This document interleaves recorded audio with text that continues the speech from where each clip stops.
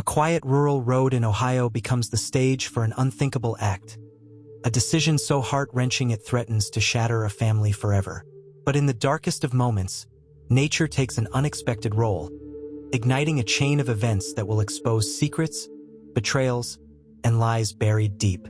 What could lead a father to abandon his child? And how does a lion change everything? Stay tuned to uncover the mystery. Don't forget to subscribe to our channel and tell us in the comments where you're watching from. It was early morning, and a pale fog blanketed the endless stretch of road outside Columbus, Ohio. Daniel Parker gripped the steering wheel of his aging Ford Explorer, his knuckles white as the frost gathering on the windshield. In the back seat, his newborn son, Noah, cooed softly. Daniel's jaw tightened. The sound, innocent and fragile, felt like a weight dragging him deeper into the pit he'd been circling for months. He had parked by the roadside under the guise of checking his tires. But this wasn't about the tires. No, this was the culmination of a decision that had clawed at his sanity for weeks. The night Noah was born, the doctors had gently explained that the baby had Down syndrome, while Sarah, his wife, had cried and vowed to love their son no matter what. Daniel's heart had iced over. They already had 2 children, Tyler and Grace, both perfectly healthy. Raising Noah, with all the challenges and expenses his condition would bring, felt like a tidal wave threatening to engulf their family. At least, that's how Daniel justified it to himself. He turned to look at Noah one last time. The baby's tiny hands flailed, his eyes wide and curious. For a fleeting moment, Daniel hesitated. "Maybe I can still turn around," he whispered, though the words felt hollow even as they left his lips. But the roar of his insecurities drowned out his doubts. He stepped out into the crisp morning air, opened the back door, and lifted Noah's car seat. The baby made a soft, gurgling noise, blissfully unaware of what was happening. Daniel placed the car seat on the edge of the road, just past the gravel shoulder, and glanced around. Not a car in sight. The wind picked up, rustling the branches of nearby trees. "This is for the best," he muttered, as if saying it aloud would make it true. He turned back toward the car, his steps hurried and uneven. The sound of his engine revving to life startled a flock of birds from the trees. As Daniel drove away, he dared not look in the rearview mirror.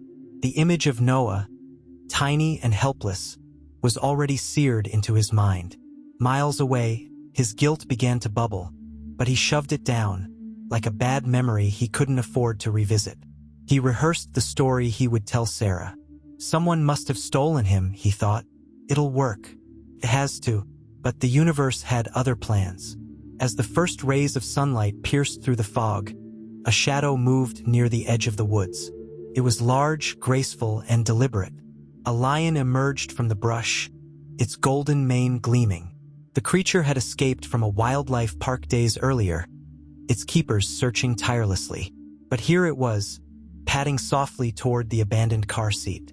The lion sniffed cautiously, circling the baby as if assessing the situation. Noah, oblivious to the potential danger, reached out with a giggle, his tiny fingers brushing the air. The lion lay down beside him, curling its massive body protectively around the car seat. Hours passed. A passing trucker spotted the odd pair and slammed on his brakes. He quickly grabbed his phone, filming the surreal scene before calling the authorities. Within minutes, the footage was uploaded online, where it went viral almost instantly. By the time Sarah Parker received the call from the police, she was frantic. Daniel had come home hours earlier, his face pale and his hands trembling, mumbling about a supposed carjacking. "I don't know what happened," he had stammered. One minute, he was there, and the next, his words trailed off as tears filled his eyes. But Sarah knew her husband. She could see through the cracks in his story, though she couldn't imagine the full truth. Now, she sat in the passenger seat of a police cruiser, speeding toward the site where Noah had been found. Her heart raced as conflicting emotions swirled within her. Relief that her son was alive and terror at what he might have endured. When they arrived, a crowd had already gathered. News vans lined the road, reporters shouting questions and cameras flashing. Sarah pushed her way through, her breath catching as she saw Noah in the arms of an officer. The baby was unharmed, smiling as if nothing had happened. She barely registered the lion, which had been tranquilized and loaded into a truck for transport back to the wildlife park. All she could see was her son. "Oh, my baby," she sobbed, clutching Noah tightly to her chest. Back at the house, Sarah confronted Daniel, her voice trembling with a mix of rage and disbelief. "What aren't you telling me?" she demanded. "How did this happen?" Daniel, sitting at the edge of their bed, avoided her gaze. "I don't know," he repeated, his voice flat. "I told you, I stopped at a gas station, and when I came back..." Sarah's eyes narrowed. "That doesn't make sense. There's no way someone could have just taken him without you noticing." He stood abruptly, his movements agitated. "Are you accusing me of something?" "I'm trying to understand," she shouted, her voice cracking. "Something doesn't feel right, Daniel, and I'm not going to stop until I find out what it is." As she stormed out of the room, Daniel sank onto the bed, his head in his hands. He could feel his carefully constructed lie beginning to crumble, but he wasn't ready to face the consequences. The story of the lion and the baby dominated headlines for days, sparking debates across the nation. Some hailed it as a miraculous act of nature. Others questioned how such negligence could happen. Meanwhile, Sarah's suspicions grew stronger with each passing day. But Daniel wasn't the only one harboring secrets. As the media frenzy intensified, a man from Daniel's past resurfaced. A shadowy figure who held the key to truths Sarah wasn't prepared to uncover. And somewhere in the depths of her heart, she began to realize that the real danger to her family wasn't just what had happened on that road. It was the lies that had been festering long before Noah was born. The aftermath of Noah's miraculous rescue should have brought the Parker family closer together. Instead, it began to fracture them from the inside. As Sarah cradled her baby in the living room, watching him sleep peacefully, she couldn't ignore the gnawing unease in her chest. Daniel's story didn't add up, and every time she pressed him, he grew more evasive. The house felt heavier than usual, the weight of unspoken words pressing against its walls. Tyler, their teenage son, was glued to his video games upstairs, while Grace, their preteen daughter, lingered near the doorway, watching Sarah with a mix of curiosity and unease. "Why are they making such a big deal about the lion?" Grace asked suddenly. Sarah looked up, startled. "What do you mean?" Grace shrugged, fiddling with the hem of her shirt. "The kids at school said it's weird that Dad didn't stop whoever took Noah. They think he let it happen." The words hit Sarah like a slap. She had done her best to shield the children from the media coverage, but it seemed the story had infiltrated every corner of their lives. "That's not true," Sarah said firmly, though doubt crept into her voice. "Your dad would never let anything happen to Noah." Grace tilted her head, her expression unreadable. "Then why does he act so weird about it?" Before Sarah could answer, the sound of the front door slamming interrupted their conversation. Daniel stormed in, his face flushed, his shoulders tense. "Why are there reporters outside again?" he barked, tossing his jacket onto the couch. Sarah stood, her voice calm but edged with steel. "Maybe because they're still looking for answers. Answers you haven't given me, Daniel." His eyes darted to Grace, then back to Sarah. "Not in front of the kids. You've been saying that for days." Sarah snapped. "And I've given you space. But now I need to know what really happened out there." Later that night, when the house was quiet and the kids were asleep, Sarah cornered Daniel in the kitchen. He was nursing a whiskey, the glass clinking softly against the counter as his hand trembled. "Daniel, I'm serious. If you don't tell me the truth, I'll go to the police myself," she said, her voice barely above a whisper but filled with determination. He didn't look at her. "You don't understand, Sarah. You wouldn't understand." "Try me," she challenged. For a moment, she thought he might break. His shoulders sagged, his eyes dark with something she couldn't place. Guilt, fear, or both. But then he straightened, his defenses snapping back into place. "It doesn't matter what you think," he said coldly.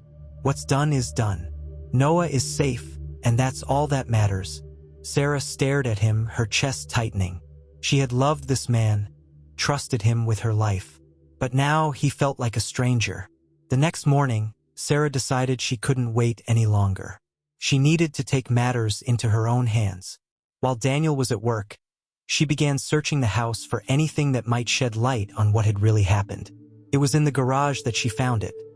A crumpled receipt from a gas station miles away from where Daniel claimed he'd been. The timestamp placed him near the stretch of road where Noah had been found, just minutes before the trucker spotted the baby and the lion. Her hands shook as she held the receipt. This wasn't just a discrepancy in his story. It was proof that Daniel had lied. Before she could process the implications, her phone buzzed with a call from an unknown number. Hesitantly, she answered. "Mrs. Parker?" a man's voice said. It was deep, gravelly, and unfamiliar. "Yes, I think we need to talk. About your husband." They agreed to meet at a diner on the edge of town. Sarah didn't tell Daniel where she was going, only that she needed to run errands. As she walked into the dimly lit diner, she spotted a man sitting in a corner booth, his face partially obscured by a baseball cap. "Mrs. Parker," he said as she approached, motioning for her to sit. She hesitated. "Who are you?" The man removed his cap, revealing sharp features and eyes that seemed to pierce right through her. "Mark Parker. I'm Daniel's brother." Sarah froze. She had heard Daniel mention Mark only once, in passing, and always with disdain. From what little she knew, Mark had left town years ago after a falling out with the family. "Why are you here?" she asked, her voice cautious. Mark leaned forward, his expression grim. "Because I know what he did." Back at the house, Daniel was pacing the living room, his jaw clenched as he glanced at the clock. Tyler and Grace sat on the couch, exchanging worried glances. "Where's Mom?" Grace asked. "Out," Daniel said curtly. "With Noah?" Tyler pressed. Daniel's head snapped toward his son, his eyes narrowing. "Why does it matter where she is? She'll be back." Tyler frowned. "She's been acting weird. And so have you. Why can't anyone just tell the truth?" Daniel's fist clenched at his side, but he forced himself to remain calm. "Watch your tone, Tyler."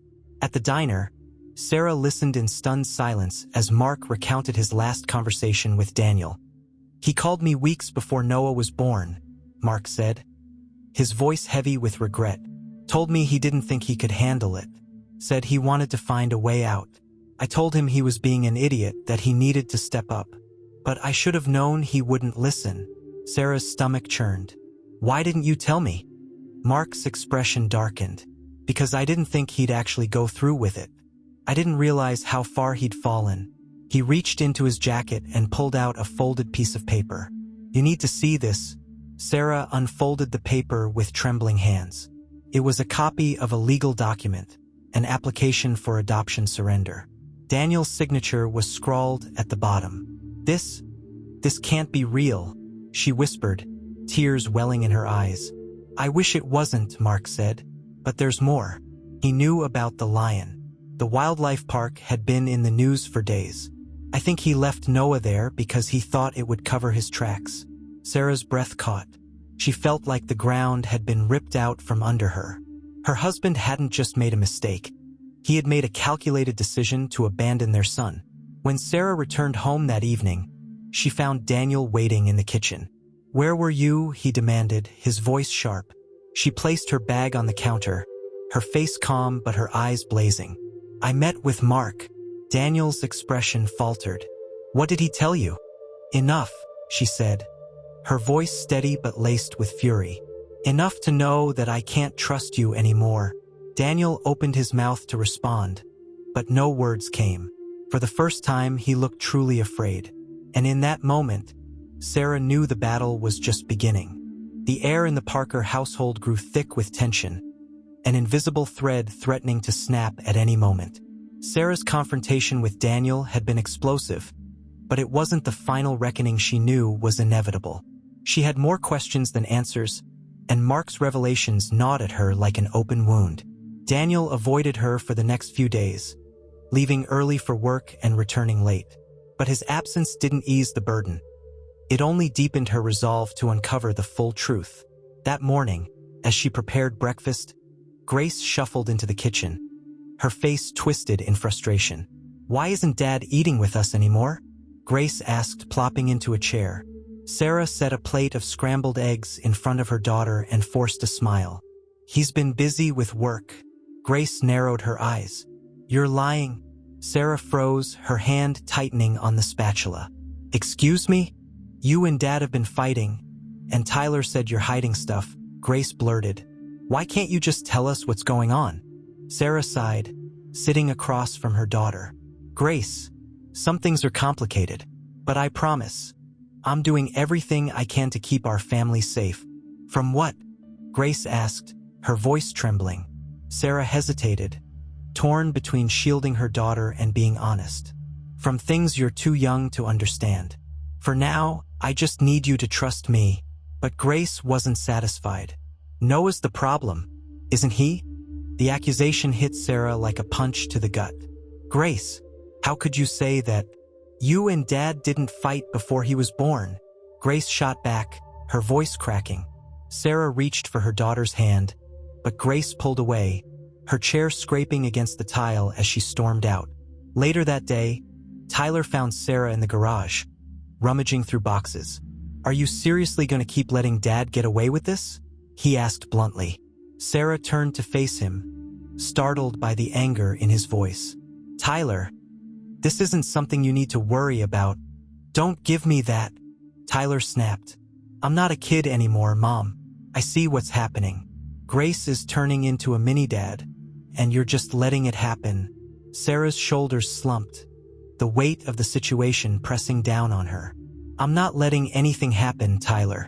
I'm trying to figure out how to fix this without tearing our family apart.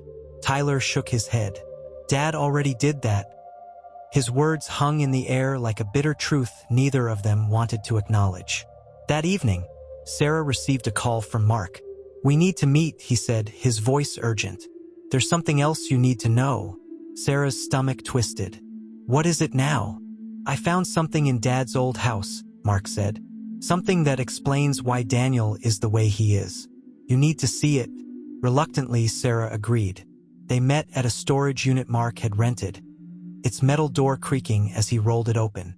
Inside, boxes were stacked haphazardly, their labels faded and illegible. Mark pulled out a wooden chest and opened it, revealing a collection of old photographs, journals, and newspaper clippings. Dad wasn't just a hard man, Mark began, flipping through a photo album. He was abusive. He had this twisted idea that weakness was a sin. If we cried, he'd lock us outside in the cold. If we failed at something, he'd make us feel worthless. Sarah's throat tightened as Mark handed her a photo of Daniel as a young boy, his face bruised and his eyes hollow. He swore he'd never be like Dad, Mark continued. But when Noah was born, I think it brought all that fear and shame back. He didn't see a baby. He saw himself. Sarah stared at the photo, her heart breaking for the man she once loved. But sympathy wasn't enough to excuse what he had done. I'm not letting him use his past as an excuse for abandoning our son, she said firmly. Mark nodded. I didn't think you would, but you need to know what you're up against. He's been carrying this poison for years. Meanwhile, back at the Parker house, Daniel was sitting in the living room with Grace. Do you think Mom hates me? Grace asked, her voice small.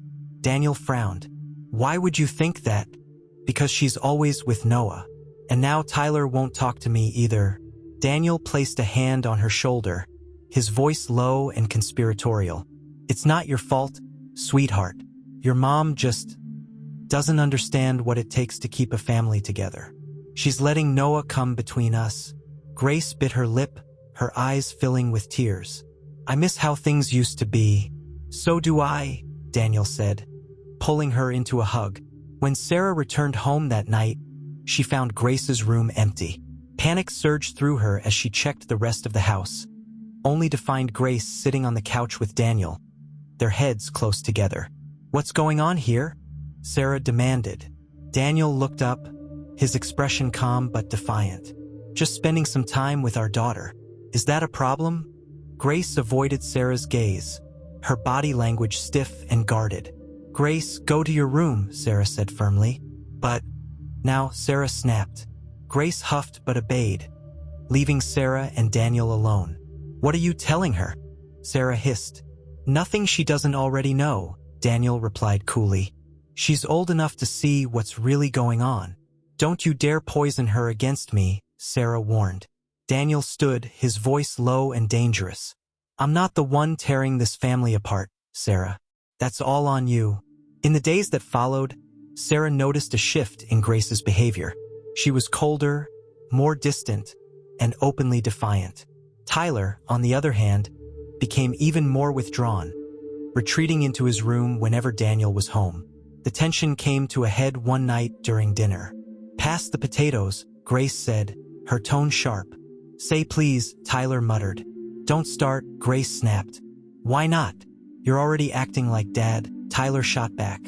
Enough, Daniel barked, slamming his fist on the table. The room fell silent, but the damage was done.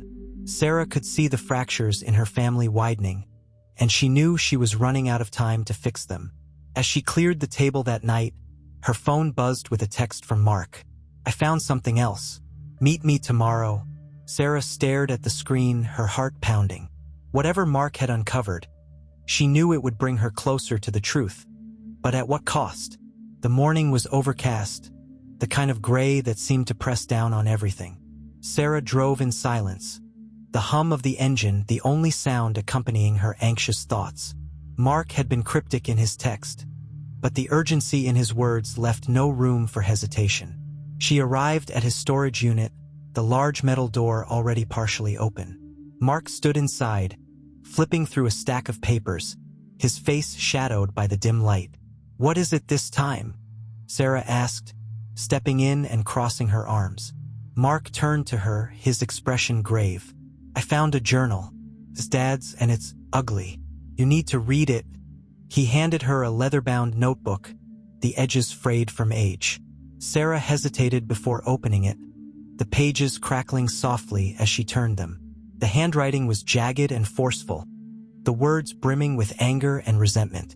Weakness is a disease. If I see it in my boys, I'll stamp it out. They'll learn to be strong or they'll break. Sarah's stomach churned as she read entry after entry, each more venomous than the last. The journal painted a picture of a man consumed by control and cruelty. It was clear that Daniel and Mark had grown up in a house ruled by fear. No wonder he's so damaged, Sarah muttered, closing the journal. Mark nodded. It explains a lot, but it doesn't excuse what he's done. Sarah clenched her fists, her nails digging into her palms. He abandoned our son, Mark. He didn't just walk away, he planned it. And now he's poisoning Grace against me. Mark's jaw tightened. Then you need to stop him, before he destroys everything. Back at the Parker house, Grace was in her room, scrolling through social media on her phone. She paused on a video of a news segment about the lion and the baby. The comments were filled with sympathy for Noah and outrage at the idea that he'd been abandoned. Grace frowned, her thumb hovering over the screen. She didn't understand why everyone was so obsessed with Noah. It wasn't like he could do anything special. He was just different. Grace. Daniel's voice came from the hallway. She quickly locked her phone and turned toward the door. Yeah. He stepped in, his face softer than usual. I wanted to check on you. You seemed upset earlier. Grace shrugged. I'm fine. Daniel sat on the edge of her bed, his tone gentle. You know, it's okay to feel like things aren't fair. Sometimes parents don't see what their other kids need because they're too focused on one child. Grace looked at him, her brow furrowing. Do you think Mom doesn't care about me anymore? Daniel sighed, his expression pained. I think she's overwhelmed. But that doesn't mean you're not important. You'll always be my little girl. The words hit their mark, and Grace leaned against her father, seeking the comfort she desperately craved. The next day, Sarah decided to confront Daniel. She couldn't keep tiptoeing around the issue. After dinner, once the kids were in their rooms, she found him in the living room, nursing a glass of whiskey. We need to talk, she said, standing in the doorway. Daniel didn't look up. If it's about Mark, I don't want to hear it. It's about you, Sarah said firmly. About what you've done to this family. He finally met her gaze, his eyes cold. What are you accusing me of now? Sarah stepped closer, her voice steady but filled with emotion. I know about the adoption papers. I know you wanted to get rid of Noah before he was even born. Daniel's face hardened, his jaw clenching. Where did you hear that? Mark? It doesn't matter where I heard it, Sarah snapped. What matters is that it's true. Daniel stood, towering over her. You think you know everything, don't you? You think you're some kind of saint, but you have no idea what it's like to carry this family. To bear the weight of every decision. Sarah refused to back down. Don't you dare turn this around on me. You didn't abandon Noah to protect us. You did it because you were scared. Because you couldn't handle the idea of him not being perfect. His hand trembled, the glass in his grip threatening to shatter. You think you're better than me? You didn't grow up in that house. You didn't have to deal with him. Him hung in the air like a curse. This isn't about your father. Daniel, Sarah said, her voice breaking. This is about you. About the man I married, the man I thought I could trust. For a moment, Daniel seemed to falter. But then his walls went up again. You don't understand. You never will. And with that, he stormed out, leaving Sarah alone in the quiet, suffocating room. As the days passed, the cracks in the family deepened. Tyler, tired of the tension, began avoiding everyone, spending most of his time at Mark's house. Grace, meanwhile, grew closer to Daniel, her resentment towards Sarah festering. One evening, Sarah found herself sitting on the edge of Noah's crib, watching him sleep. His tiny chest rose and fell with each breath, his face serene. I'll protect you, she whispered, tears streaming down her cheeks. No matter what it takes. The sound of a door slamming downstairs jolted her from her thoughts. She hurried down to find Daniel in the kitchen, pacing angrily. What's going on? She asked, her voice wary. They're reopening the investigation, he said, slamming his hand on the counter. The police want to question me again. Sarah's heart raced. And what are you going to tell them? The same thing I told them before, Daniel snapped. That I don't know what happened. Lying isn't going to save you, Sarah said, her voice rising. It's only going to make things worse. Daniel glared at her, his eyes filled with a mix of anger and desperation. You think you're so righteous, don't you? But you don't know what it's like to be me. No, I don't, Sarah shot back. And I don't want to, because being you means abandoning the people who need you the most. Her words cut deep, and for a moment, Daniel looked as though he might crumble. But instead, he grabbed his coat and stormed out into the night. Hours later, Sarah was awoken by the sound of her phone buzzing. It was a text from Mark. He's here. She didn't need to ask who. Throwing on a jacket, she drove to Mark's house, her mind racing. When she arrived, she found Daniel sitting on the porch steps, a bottle of whiskey in hand. You're not going to fix this by running away, she said, standing over him. He looked up at her, his eyes bloodshot. I've already lost everything. Not yet, Sarah said softly. But you will if you don't stop. For the first time, Daniel looked truly broken. And Sarah realized that if she didn't find a way to hold the family together, the damage would be irreversible. The early morning air was sharp and cold as Sarah stood on Mark's porch, staring at her husband. Daniel looked smaller somehow, hunched over on the steps, his shoulders bowed under the weight of everything he had tried to bury. The whiskey bottle hung loosely in his hand, its contents half gone. Sarah's voice was calm but firm, cutting through the silence. Get up, Daniel. We need to talk. He didn't move, his eyes fixed on the horizon. I don't have anything left to say. Mark stepped out of the doorway, his face hard. You might not, but Sarah does.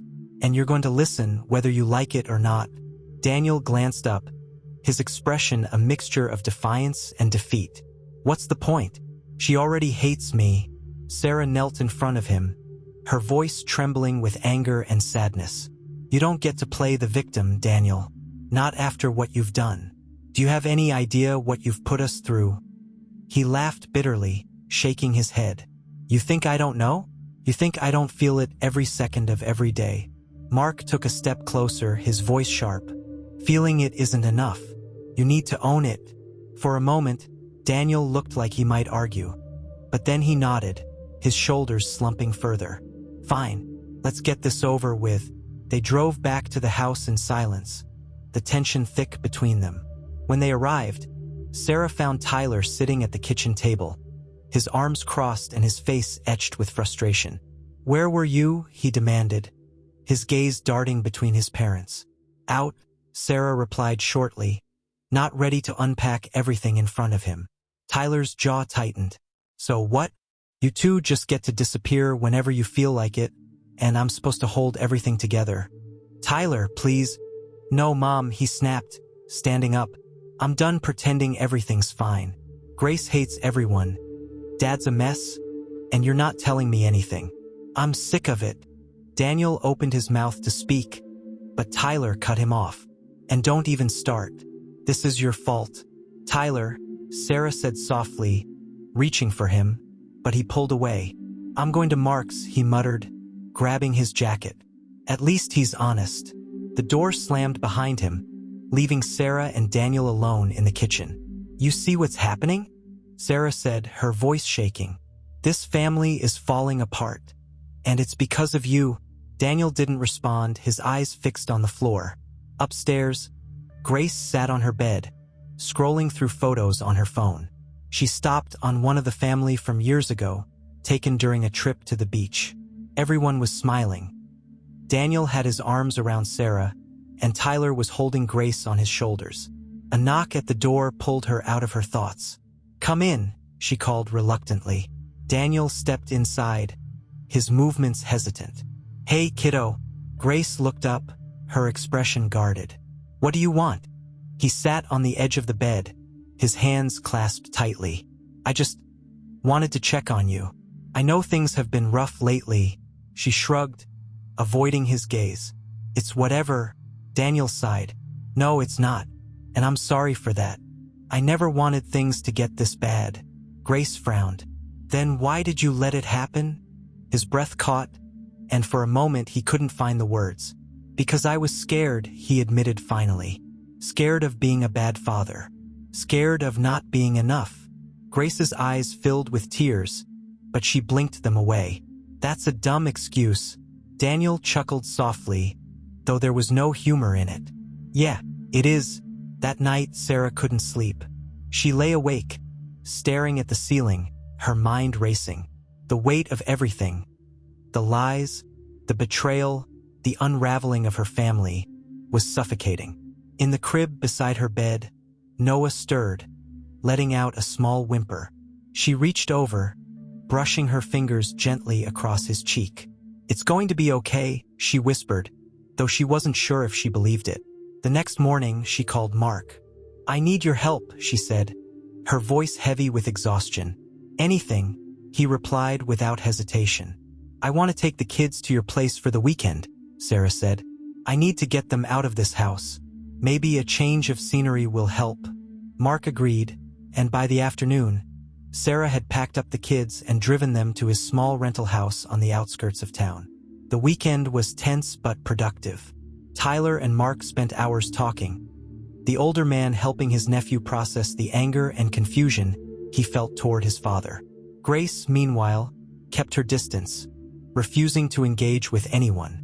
It wasn't until Sunday evening that Sarah finally got through to her daughter.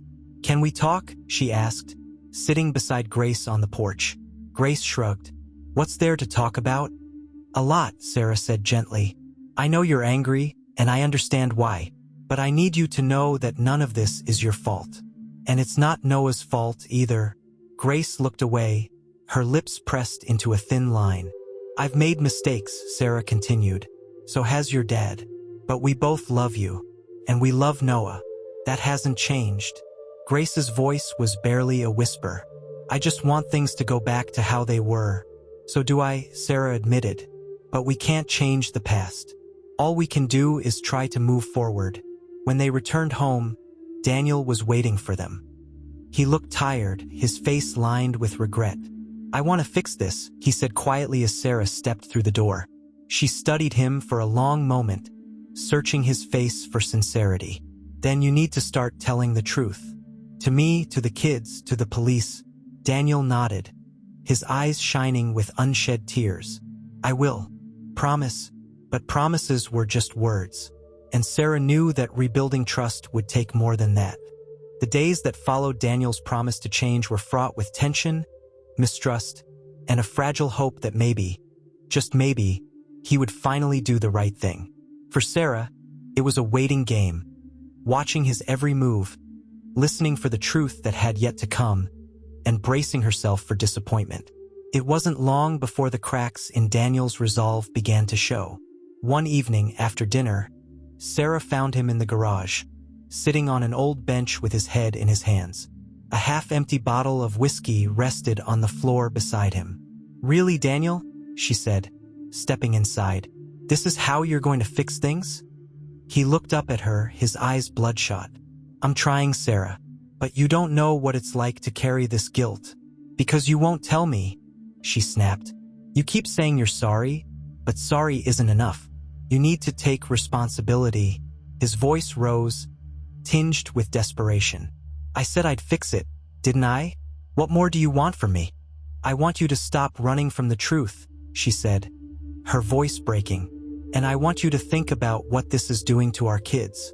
Inside the house, Grace sat at the kitchen table, eavesdropping on the muffled argument. Her face was a mixture of anger and confusion. "Are they fighting again?" Tyler asked as he walked in, his arms full of groceries. Grace nodded, her voice bitter. "It's all they ever do anymore," Tyler sighed, setting the bags on the counter. "Maybe if Dad just told the truth, we could all move on." Grace frowned. "What truth?" Tyler hesitated, realizing he might have said too much. "Nothing. Forget it." But Grace wasn't going to let it go. "If you know something, you need to tell me. I'm sick of being left out." "It's complicated," Tyler muttered. Grace's eyes narrowed. "Everything is complicated with you and Mom. And now Dad's acting weird too. Maybe you're all lying." Tyler groaned, running a hand through his hair. "Grace, you don't understand. This isn't about you." "Maybe it should be," she snapped, storming out of the room. The next day, Grace decided to take matters into her own hands. She waited until Daniel left for work and Sarah was occupied with Noah before sneaking into her father's office. It didn't take long to find what she was looking for: a locked drawer in his desk. She rummaged through the room until she found a small key, her heart racing as she opened the drawer. Inside, she found a folder marked with the Wildlife Park's logo. She pulled out a stack of papers, her brow furrowing as she scanned them. They were reports about the escaped lion, as well as maps of the area where Noah had been found. There was even a printed article detailing the timeline of the lion's escape, an article dated days before Noah was abandoned. Her stomach turned. Why would her father have these? "Grace!" Sarah's voice startled her, and she dropped the papers, scrambling to shove them back into the drawer. "What are you doing in here?" Sarah asked, stepping inside. "Nothing," Grace said quickly, avoiding her mother's gaze. Sarah's eyes narrowed. "Those papers. Where did you find them?" Grace hesitated before pointing to the drawer. Sarah knelt beside her, pulling out the folder and flipping through its contents. Her heart sank as the pieces fell into place. "Mom," Grace's voice was small. "What does this mean?" "It means your father knew about the lion," Sarah said quietly, her voice trembling. Grace's eyes widened. "You think he left Noah there on purpose?"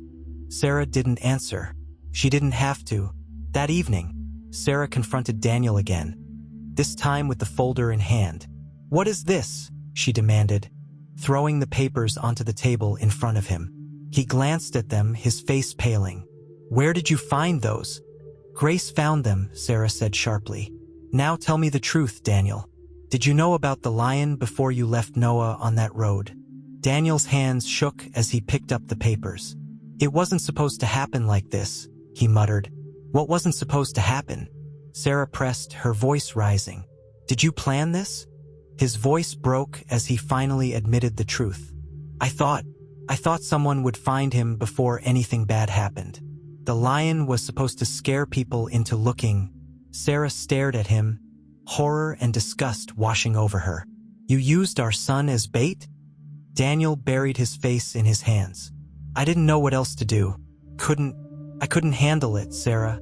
Her voice was cold, each word cutting like a knife. You didn't handle it. You abandoned your child and lied to everyone. The fallout from Daniel's confession was immediate. Sarah packed a bag for herself and Noah, taking him to stay with Mark for a few days. Tyler followed, his anger at his father boiling over. Grace, however, stayed behind. Despite everything, she couldn't bring herself to leave Daniel. "Why are you doing this?" she asked him one night as they sat in the living room. "Because I don't want to lose you too," he said, his voice raw. Grace's heart ached for her father, but she couldn't shake the image of the papers in his desk, or the betrayal they represented. At Mark's house, Sarah struggled to make sense of everything. She knew she had to protect Noah, but the idea of tearing her family apart was almost too much to bear. "What are you going to do?" Mark asked as they sat on the porch one evening. "I don't know," Sarah admitted, "but I can't let him get away with this." Mark nodded. "You've always been stronger than you think, Sarah. Don't forget that." She smiled weakly, grateful for his support. But the road ahead felt impossibly long. The nights at Mark's house were quiet, almost too quiet, as Sarah lay awake, staring at the ceiling. Noah's crib was next to her bed, his soft breathing the only sound in the room. Tyler had taken to sleeping on the couch, saying he needed the space to think. The tension weighed heavily on everyone, and Sarah knew the storm brewing back at home with Daniel and Grace wouldn't stay contained for long. Morning came, bringing little relief. Mark brewed coffee while Sarah sat at the table, her hands wrapped around the warm mug. Tyler was scrolling on his phone, his brows furrowed. "Did you see this?" he asked, turning the screen towards Sarah. It was a local news article, the headline glaring. "Lion heroics turn tragic as family's secrets emerge." Sarah's stomach dropped. "What does it say?" Tyler scrolled through the article, summarizing. "It's mostly speculation. They're questioning how Noah ended up on that road, and they're hinting that Dad might have something to do with it." Sarah closed her eyes, the weight of the public scrutiny pressing down on her. "This is getting worse by the day." Mark leaned against the counter, arms crossed. "You know what this means, right? The police are going to dig deeper." Sarah nodded. "Good. Maybe they'll find something that finally holds him accountable." But as the words left her mouth, she couldn't ignore the pang of guilt. Daniel was still the father of her children, and no matter how much anger she felt, the thought of him being publicly vilified was painful. Meanwhile, back at the Parker house, Grace sat in her room, scrolling through comments on the article. Many of them were sympathetic toward Noah, but others were harsher, speculating about negligence and poor parenting. "People don't even know us," she muttered angrily, tossing her phone onto the bed. Daniel knocked on her door, peeking inside. "Can I come in?" Grace shrugged, and he stepped inside, sitting on the edge of her bed. "Rough morning?" he asked. She nodded, picking at a loose thread on her blanket. "Everyone at school is talking about it. They're saying awful things about you and Mom." Daniel's jaw tightened. "People love to gossip. They don't know the full story. Then why don't you tell them?" Grace asked, her voice tinged with frustration. "It's not that simple," Daniel said. "Sometimes, the truth can make things worse." Grace frowned. "But you always tell me to be honest." He sighed, running a hand through his hair. "I've made mistakes, Grace. Big ones. But I did what I thought was best at the time." "Did you really think leaving Noah out there was best?" she asked softly. The question hit him like a punch to the gut. He didn't answer, and the silence between them spoke volumes. At Mark's house, Sarah decided it was time to take action. She called the local police department, requesting a meeting with the lead investigator handling Noah's case. When she arrived at the station later that afternoon, Detective Lisa Carter greeted her with a firm handshake. Lisa was sharp-eyed and no-nonsense, her presence both intimidating and reassuring. "Mrs. Parker, thanks for coming in," Lisa said, motioning for Sarah to sit. "I want to help," Sarah began. "I've learned some things about my husband, and I think they're relevant to your investigation." Lisa nodded, pulling out a notepad. "Go on." Sarah hesitated, the enormity of her decision weighing heavily. He left our son on that road. I don't know if he meant for it to happen this way, but he knew about the lion. He thought it would make people find Noah faster. Lisa's pen hovered over the page, her expression unreadable. That's a serious accusation. I know, Sarah said, her voice trembling, but I have proof. There are documents, maps, and even articles he saved about the lion's escape. Lisa's gaze hardened. If what you're saying is true, this changes everything. We'll need those documents, and we may need you to testify. Sarah's stomach churned. I'll do whatever it takes to protect my son. When Sarah returned to Mark's house, her hands were shaking. Tyler noticed immediately. Mom? What's wrong? I went to the police, she admitted, her voice quiet. Tyler's eyes widened. What did you tell them? The truth, Sarah said. They're going to investigate further. Tyler sat down heavily, rubbing his temples. Grace is going to lose it. Grace will understand eventually, Sarah said, though she wasn't sure if she believed it. That evening, Grace called Tyler. Are you with Mom? She asked, her voice sharp. Yeah, Tyler said cautiously. Do you know what she did? Tyler sighed. Grace. She went to the police, didn't she? Grace interrupted, her voice rising. She's trying to ruin everything. She's trying to fix it, Tyler argued. You just don't see it yet. Grace's voice cracked. You're all turning against Dad. It's not fair. Not fair, Tyler snapped. What's not fair is what Dad did to Noah. Grace was silent for a moment before whispering, You don't understand, and with that she hung up. The next morning, Detective Carter arrived at the Parker house with a warrant. Daniel answered the door, his face pale as officers entered and began searching his office. Grace watched from the stairs, her heart pounding. Dad? What's happening? It's nothing, Daniel said quickly, though his voice betrayed him. But when they found the folder Sarah had described, it became clear that it was far from nothing. Hours later, Sarah received a call from Detective Carter. We've taken your husband in for questioning, she said. Thank you for bringing this to our attention. Sarah hung up, her emotions a mix of relief and sorrow. She had done what was necessary, but the cost was heavy. At Mark's house, she held Noah close, kissing the top of his head. We'll get through this, she whispered. One way or another. The next morning dawned heavy with uncertainty. Sarah stood at the kitchen sink in Mark's house, staring blankly out the window as she washed dishes. Noah sat in his high chair nearby, babbling happily, unaware of the storm that had engulfed his family. Tyler entered the kitchen, his hair tousled from sleep. Mom, he said cautiously, Grace called me last night. Sarah turned, drying her hands on a towel. What did she say? She's upset, Tyler admitted, leaning against the counter. She thinks you're trying to destroy Dad. Sarah's heart sank. I expected that. She's too close to him right now to see what's really going on.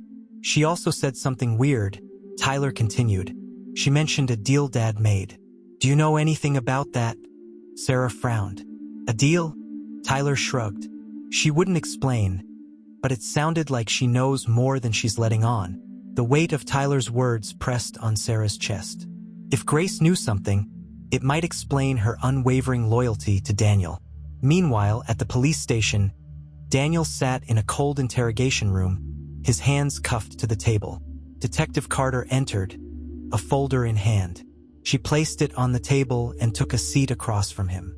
Mr. Parker, she began, her voice firm, we've reviewed the evidence your wife provided.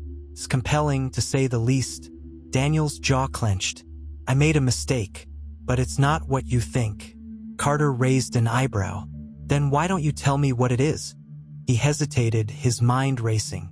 The weight of his lies pressed heavily on him, but he wasn't ready to reveal everything. Not yet. I thought someone would find him, he said finally, his voice low. I didn't think he'd be out there alone for long. You thought?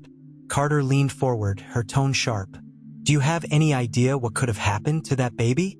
Daniel's gaze dropped to the table. I wasn't thinking clearly. I panicked. Panicked, Carter repeated, her voice dripping with disbelief.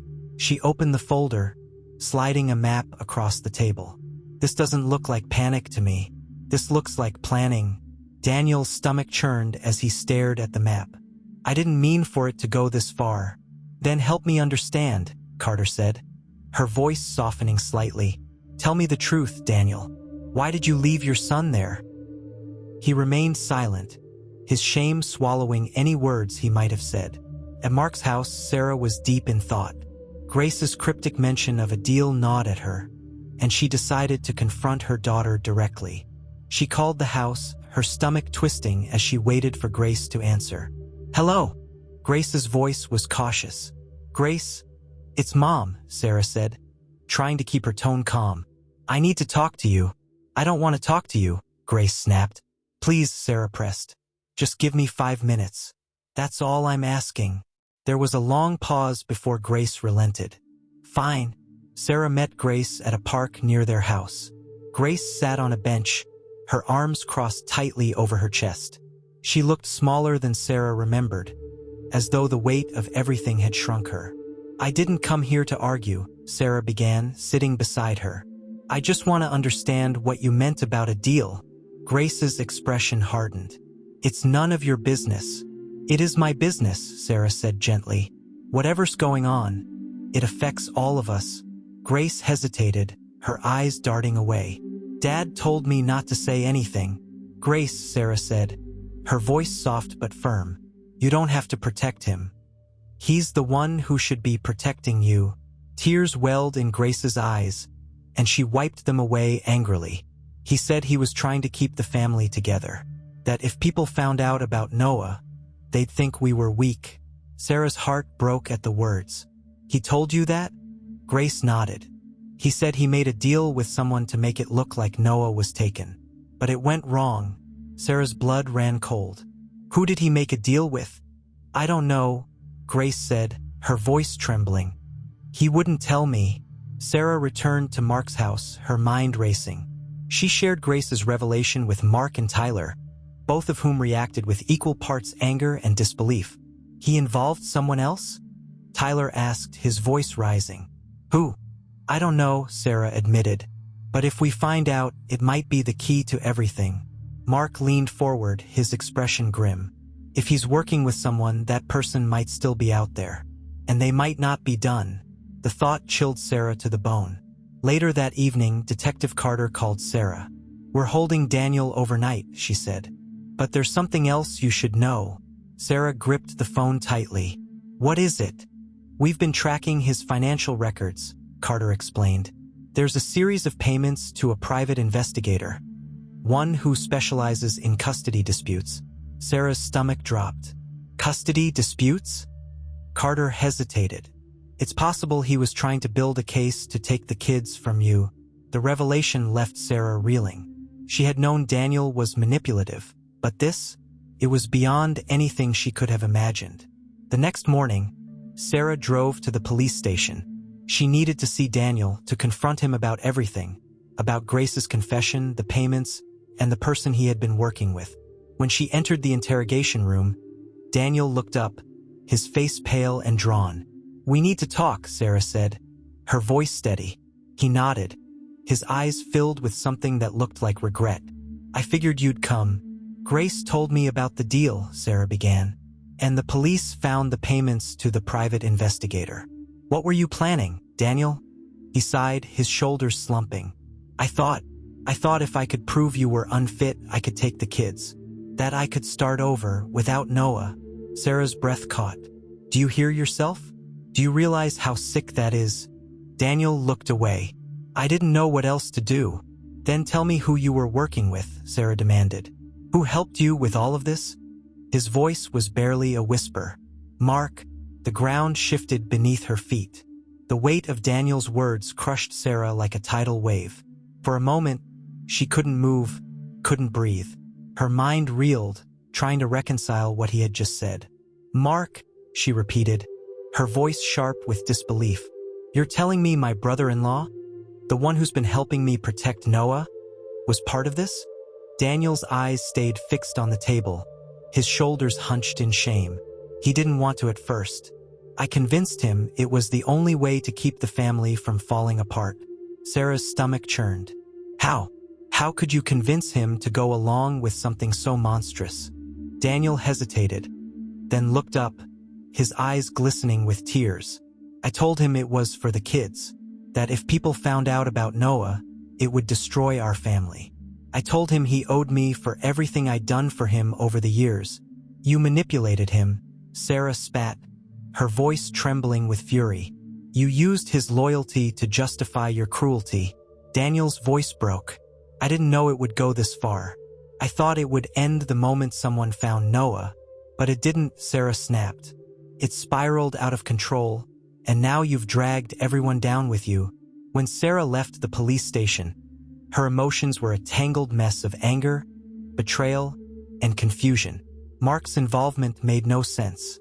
He had been the one to help her piece everything together, the one to stand by her when Daniel was tearing their family apart. By the time she pulled into Mark's driveway, her hands were shaking. She didn't bother knocking. She pushed the door open, startling Tyler, who was sitting on the couch. "Mom? What's wrong?" he asked, his face etched with concern. "Where's Mark?" Sarah demanded. "He's in the garage," Tyler said cautiously. "Why?" But Sarah didn't answer. She stormed through the house and into the garage, where Mark was sorting through boxes. He looked up, startled by her sudden entrance. "Sarah? What's going on?" She didn't waste time. "Daniel told me everything." Mark's expression hardened. "What are you talking about?" "He told me you helped him," Sarah said, her voice sharp, "that you were part of his plan to abandon Noah." Mark's face paled. "I can explain." "Then start talking," Sarah snapped. Mark sat on the edge of a workbench, running a hand through his hair. "It wasn't like that," he began. "Daniel came to me before Noah was born, saying he was overwhelmed. He said he was scared of what having a child with special needs would do to your marriage, to the family. I told him he needed to get over it, to step up." Sarah crossed her arms, glaring at him. "And yet you helped him." Mark's voice rose defensively. "I didn't know what he was planning. He told me he just needed advice, that he wanted to make sure Noah was safe if something ever happened to you both. I thought I was helping him prepare for the worst." "Then what about the deal?" Sarah demanded. "Grace said he made a deal with someone. Was it you?" Mark hesitated, then sighed heavily. "Yes, but not in the way you think. He asked me to keep an eye on you, to make sure you didn't do anything rash. He said he wanted to protect the kids, and I believed him." Sarah's hands trembled as she tried to process his words. "So, all this time, you were spying on me?" "No," Mark said quickly. "At least not at first. But then I started to see how bad things were getting, and I couldn't just sit by. That's why I've been helping you, Sarah. I didn't know what Daniel was really planning until it was too late." Tyler entered the garage, his brow furrowed. "What's going on?" "I heard yelling." Sarah turned to her son, her voice tight. "Your uncle has been lying to us." Mark stood, his expression pained. "Tyler, I wasn't lying. I was trying to fix things." "By helping Dad?" Tyler snapped. "Are you kidding me? I didn't know what I was helping with." Mark shot back. "When I realized the truth, I did everything I could to make it right." Sarah's voice was cold. "You should have told me the moment you knew." "I was trying to protect you," Mark said, his voice breaking. "Protect me?" Sarah scoffed. "You've only made things worse." The rest of the day was a blur. Tyler refused to speak to Mark, retreating to his room in anger. Sarah stayed in the living room, staring at a picture of her family taken before Noah was born. Felt like a lifetime ago. That evening, Mark approached her cautiously. "Sarah, I know you're angry, and you have every right to be, but you need to know that I never wanted any of this to happen." She didn't look at him. "You should have told me the truth. From the beginning." "I know," Mark said softly, "and I'm sorry, but you need to ask yourself, what are you going to do now?" Sarah finally met his gaze, her eyes filled with determination. "I'm going to protect my kids. All of them. Even if it means cutting you and Daniel out of our lives for good." Mark nodded, his expression somber. "I'll support whatever you decide. Just know that I'll always be here if you need me." Back at the Parker house, Grace was in her room, scrolling through her phone. The news about Daniel's arrest was everywhere, and the comments were brutal. "They're calling him a monster. She whispered to herself, tears streaming down her face. Daniel's words from earlier echoed in her mind. I was just trying to keep the family together. Grace didn't know what to believe anymore. The days after Daniel's arrest were a whirlwind of chaos and uncertainty. Sarah moved back into the Parker house with Tyler and Noah, though the home no longer felt like a place of safety. Grace remained distant, her walls higher than ever. The family was fractured, held together only by Sarah's unrelenting determination to protect her children. Grace barely spoke to anyone. She spent most of her time in her room, earbuds in, shutting out the world. When Sarah tried to talk to her, she was met with silence or defiant glares. Tyler, though equally angry, channeled his frustration into helping care for Noah, stepping up in ways Sarah hadn't expected. One evening, as Sarah was preparing dinner, Tyler walked into the kitchen, holding Noah on his hip. "Mom," he began cautiously, "are you sure Grace is okay?" Sarah sighed, stirring a pot of soup. "No, Tyler, I'm not sure, but I don't know how to reach her right now." Tyler shifted Noah to his other hip. "She's been talking to Dad." Sarah froze, the spoon clattering against the pot. "What?" "She's been calling him," Tyler explained. "I overheard her last night. She was crying and saying she missed him." Anger and sadness warred within Sarah. She couldn't blame Grace for missing her father. Despite everything, he was still a part of her life. But knowing he still had such a hold on her daughter filled Sarah with dread. "I'll talk to her," Sarah said, though the words felt hollow. That night, Sarah knocked on Grace's bedroom door.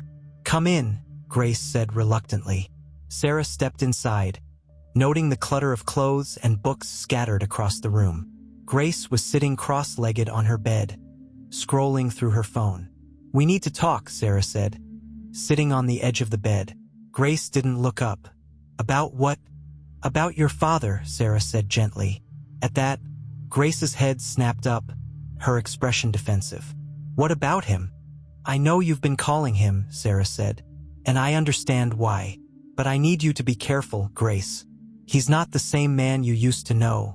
Grace's eyes filled with tears, but her voice was sharp. "You don't understand. He's all I have." "That's not true," Sarah said firmly. "You have me and you have Tyler and Noah. We're still a family." "Not without Dad," Grace whispered.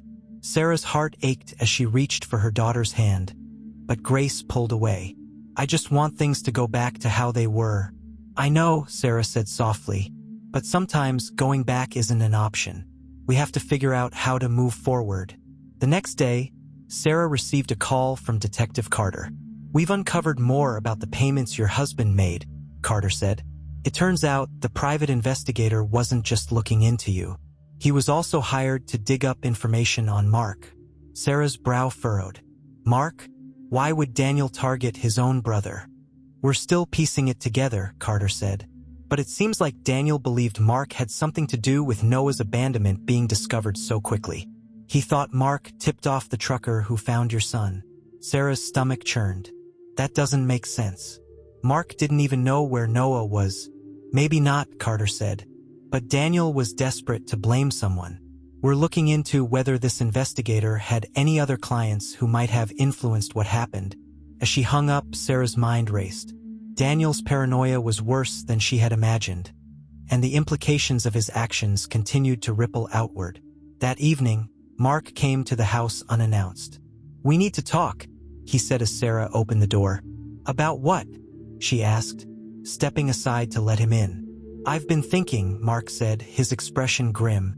"If Daniel was working with someone else, they might still be out there. And if they're connected to that investigator, they could be dangerous." Sarah nodded. Detective Carter said the same thing. "But we don't know who this person is or what they want." "Then we need to find out," Mark said. "How?" Sarah asked, crossing her arms. "We don't even know where to start." Mark hesitated, then pulled out a folder. "I might have something. It's a list of people the investigator has worked with in the past." One of the names caught my attention, Stephen Klein. Sarah's eyes widened. "Klein? As in the wildlife park?" Mark nodded. "He's on the board of directors. If he was involved, it would explain a lot." Over the next few days, Sarah and Mark worked together to gather information on Stephen Klein. What they uncovered was troubling. Klein had a history of financial mismanagement, including embezzlement charges that had mysteriously disappeared years ago. It became clear that Klein had been using the wildlife park as a front for something larger. And Daniel's involvement, however tangential, was now a piece of a much bigger puzzle. But before Sarah could take their findings to Detective Carter, something happened that changed everything. One afternoon, Grace came home from school looking pale and shaken. "What's wrong?" Sarah asked, rushing to her side. Grace hesitated, then handed her mother a folded piece of paper. "This was in my locker." Sarah unfolded the note, her heart pounding as she read the message. "Stay out of it, or you'll regret it." "Who gave this to you?" Sarah demanded, her voice trembling. "I don't know," Grace said, tears streaming down her face. "It was just there." Sarah clutched the note tightly, fear and anger boiling within her. This wasn't just about Daniel anymore. Someone else was pulling the strings, and now her family was in real danger. Sarah sat at the kitchen table, the note in her trembling hands. The words felt like a physical threat, their weight pressing down on her chest. Across the room, Grace huddled on the couch, her knees pulled to her chest and her eyes red from crying. "Grace," Sarah began, trying to keep her voice steady, "you need to tell me everything. Did anyone at school seem suspicious? Anyone hanging around your locker?" Grace shook her head. "No, it was just there when I opened it. I didn't see anyone." Tyler stood by the window, his jaw clenched. "This isn't random, Mom. Someone knows what's happening. They're trying to scare us." Sarah exhaled slowly, her thoughts racing. "We can't ignore this. I'm calling Detective Carter." As Sarah dialed, Grace's voice cut through the tension. "Mom, what if they hurt us?" Sarah paused, meeting her daughter's fearful gaze. "They won't. I won't let that happen." But even as she said the words, doubt crept into her mind. Detective Carter arrived later that evening, her expression grim as she examined the note. "Do you recognize the handwriting?" Carter asked Sarah. Sarah shook her head. "No, it's typed, and the message is vague, but it's obviously a warning." Carter nodded, her pen scratching across her notepad. "We'll look into it, but I want you to be extra cautious. Keep the kids close, and let me know if anything else happens." "What about this Stephen Klein?" Sarah asked. "Could he be connected to this?" Carter's expression darkened. "We're already looking into Klein. If he's involved, he has resources that could make this messy. But we'll get to the bottom of it." After Carter left, the house felt suffocatingly quiet. Sarah locked every door and window before heading upstairs to check on the kids. Tyler was sitting on the floor of his room, playing with Noah, who was giggling as his brother made silly faces. "How's he doing?" Sarah asked, leaning against the doorframe. Tyler looked up, his expression softening. "He's fine. He doesn't know what's going on. And honestly, I'm glad." Sarah nodded, watching them for a moment. "Thanks for being here, Tyler. I don't know what I'd do without you." He shrugged, trying to downplay the compliment. "Just doing my part." But as Sarah turned to leave, he added, "Mom, don't let this break us." The words hit her like a punch to the gut. The next day, Sarah decided it was time to confront Mark about the note. She met him at his house, clutching the paper tightly as she walked through the door. "This was left in Grace's locker," she said, handing it to him. "Do you know anything about it?" Mark's face darkened as he read the message. "No, but it's clear someone's trying to send a message." "You think it's Klein?" Sarah asked. Mark nodded. "It makes sense. If he knows we're digging into his connections, he'd want to scare us off." Sarah paced the room, her mind racing. "We need proof, Mark. Something that ties him to Daniel or to Noah's abandonment." Mark hesitated, then said, "I might know where to start." That evening, Sarah and Mark drove to the wildlife park under the cover of darkness. Mark had overheard a conversation weeks earlier suggesting that Klein kept records in an office near the animal enclosures. If they could find those records, they might uncover the truth. "Are you sure about this?" Sarah whispered as they parked outside the gate. Mark nodded. If we don't find answers now, it might be too late. They climbed over the fence, their footsteps silent on the gravel path.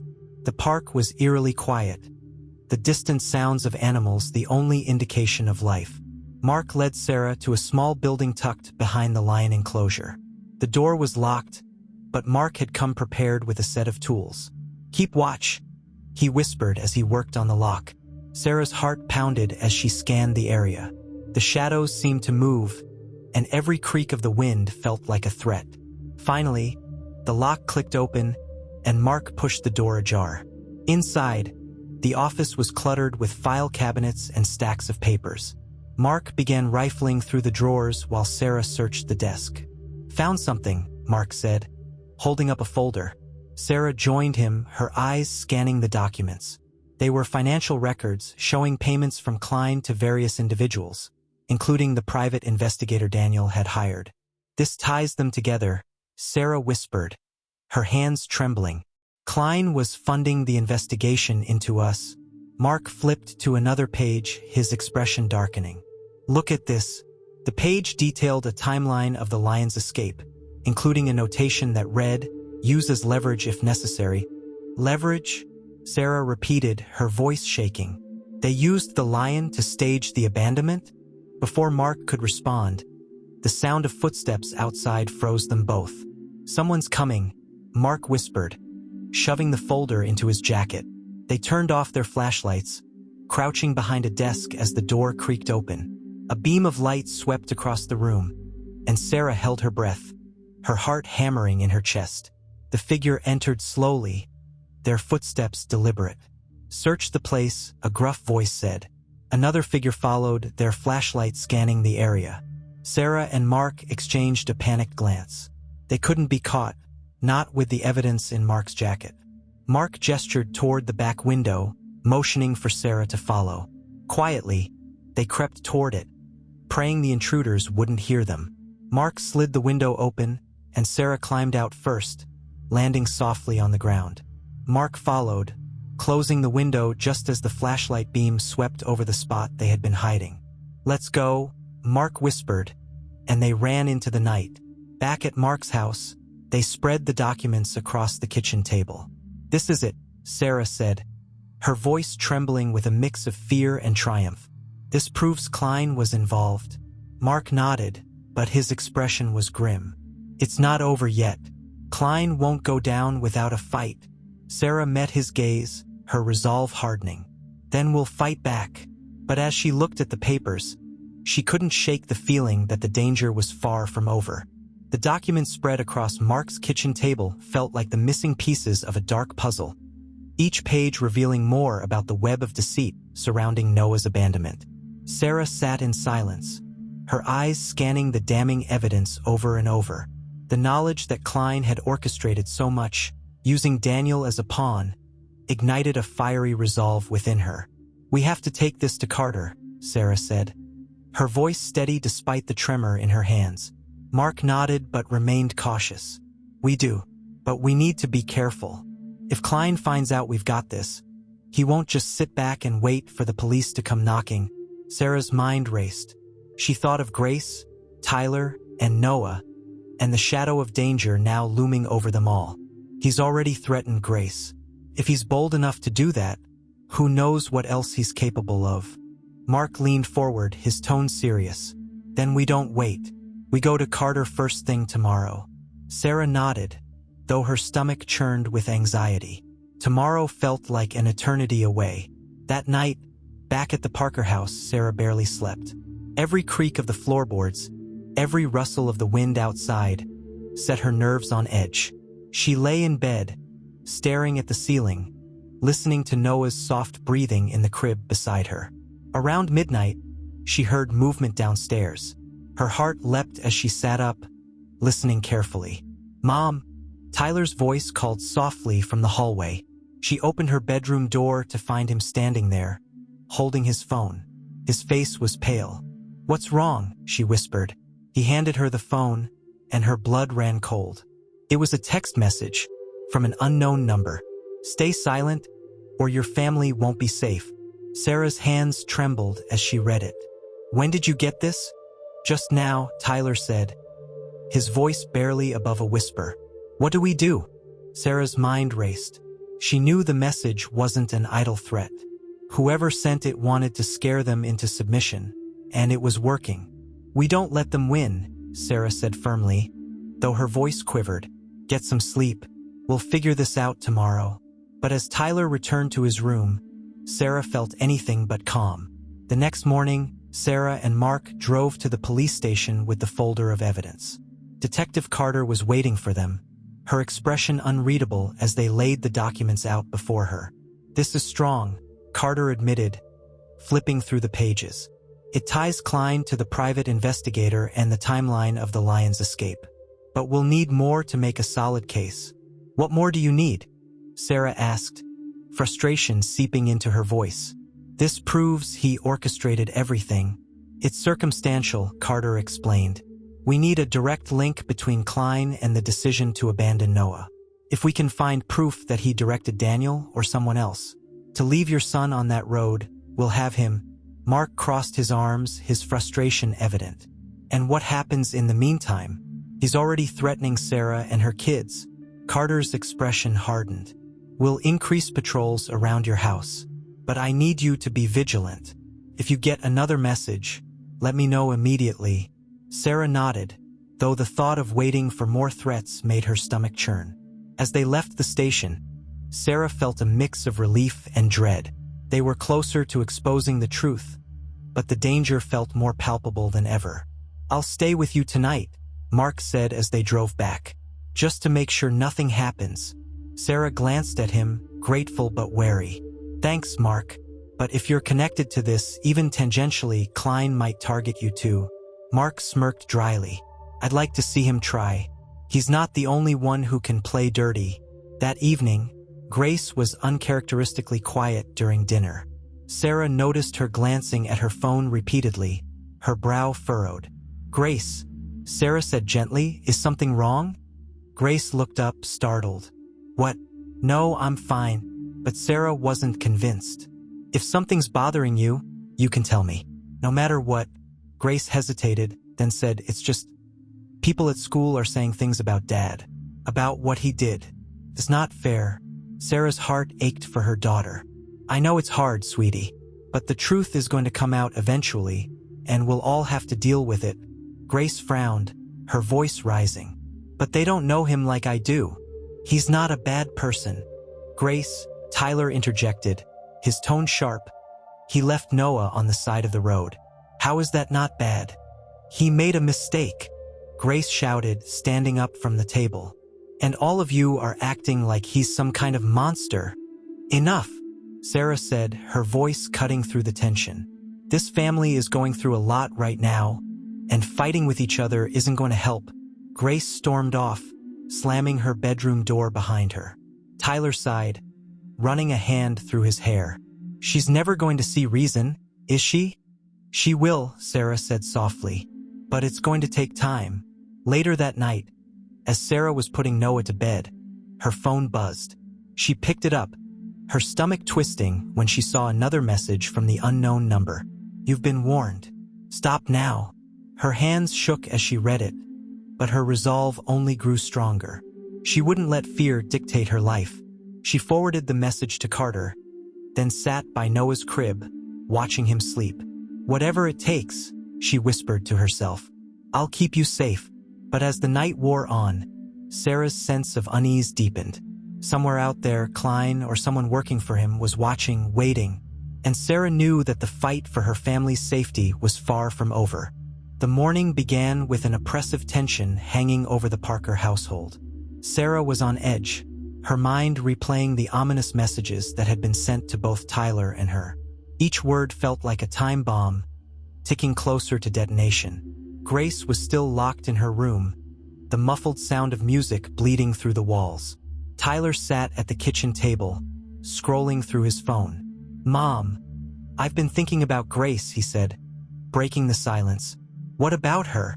Sarah asked, pouring herself a cup of coffee. She's not just upset about Dad, Tyler said, lowering his voice. She's hiding something. Can feel it. Sarah sighed, sitting across from him. I know she's struggling, but I don't know how to reach her. She's been glued to her phone, Tyler pointed out. If she's talking to Dad, there's no telling what he's saying to her.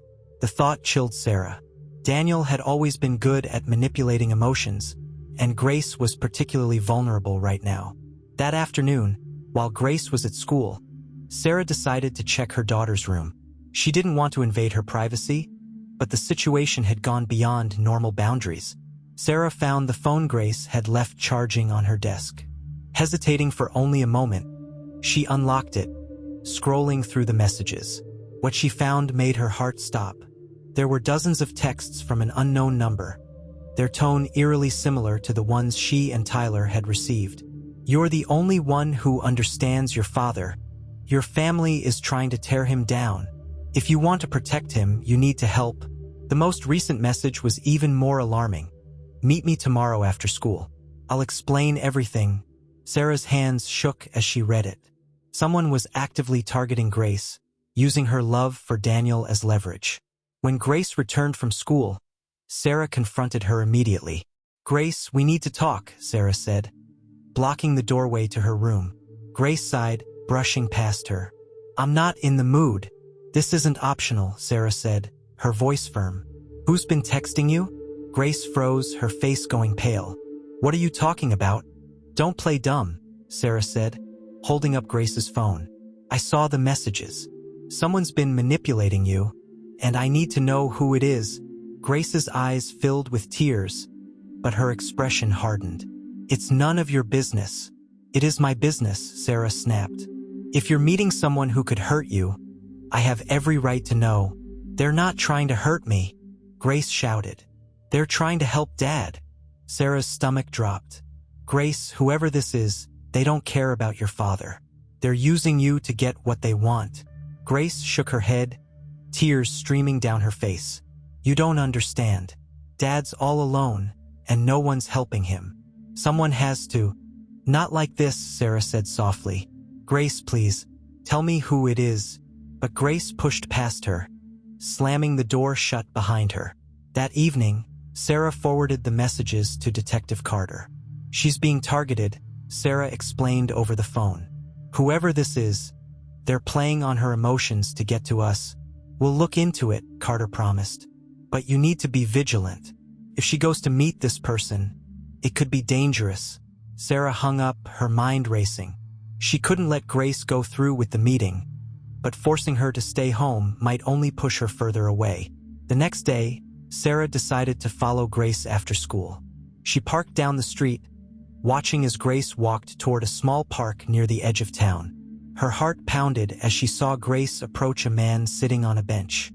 He was tall, with a sharp, angular face and a cold demeanor.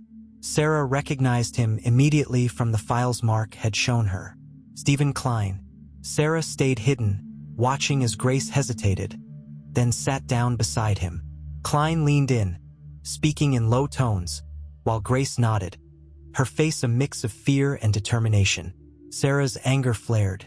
She stepped out of the car, marching toward them. Grace, she called, her voice cutting through the quiet park. Grace jumped, her eyes wide with panic. Mom? What are you doing here? Klein stood, his expression calm but calculating. Mrs. Parker, he said smoothly. I was hoping we'd meet. Get away from my daughter, Sarah demanded, placing herself between Grace and Klein. There's no need for hostility, Klein said, his tone oily. I was simply offering her some clarity about the situation. Clarity? Sarah snapped. You've been manipulating her to protect yourself. Klein smirked. I think you're overestimating my influence. Grace came to me because she wanted answers, and I gave them to her. Sarah turned to Grace, her voice softening. Is that true? Did you come here willingly? Grace hesitated, then nodded. He said he could help Dad. Sarah's heart ached. Grace, this man isn't trying to help anyone but himself. He's dangerous. Klein's smile faded. I think we're done here. As he turned to leave, Sarah called after him. If you come near my family again, I'll make sure you regret it. Klein didn't respond, disappearing into the trees. Back at home, Sarah and Grace had a long, tearful conversation. "I just wanted to help," Grace sobbed. "I thought if I could make things right with Dad, everything would go back to normal." Sarah pulled her daughter into a hug. "I know, sweetie, but you can't trust people like him. He doesn't care about our family. He only cares about protecting himself." Grace nodded, her tears soaking into Sarah's shirt. Later that night, Sarah called Mark and Tyler into the living room. She told them about the encounter with Klein, her voice trembling with anger. "He's not going to stop," Sarah said. "We need to act fast before he can do any more damage." Mark leaned forward, his expression grim. "Then we hit him where it hurts. We take the evidence to the press." Sarah hesitated. "What if that makes things worse?" Tyler spoke up, his voice firm. "It might, but at least people will know the truth." Sarah nodded, her resolve hardening. "Then we do it. Tomorrow we go public." But even as she made the decision, she couldn't shake the feeling that Klein was already planning his next move. The decision to go public with the evidence felt like stepping into the eye of a storm. Sarah knew the risks. Klein would retaliate and the fallout could be devastating. But staying silent was no longer an option. She spent the night poring over the documents with Mark and Tyler, organizing the information into a cohesive narrative. "This has to be airtight," Mark said, his voice low but steady. "If we leave any room for doubt, Klein will use it against us." Sarah nodded, her eyes tired but resolute. "We have to make sure people understand what he's done. Not just to Noah, but to our entire family."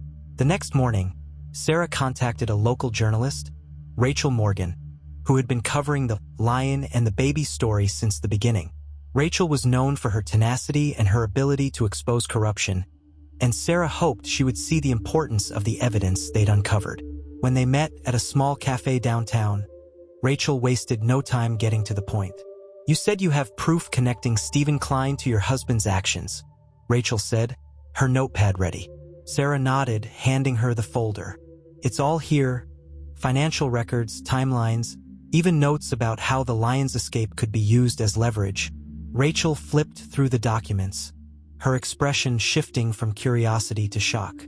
"This is explosive," she said.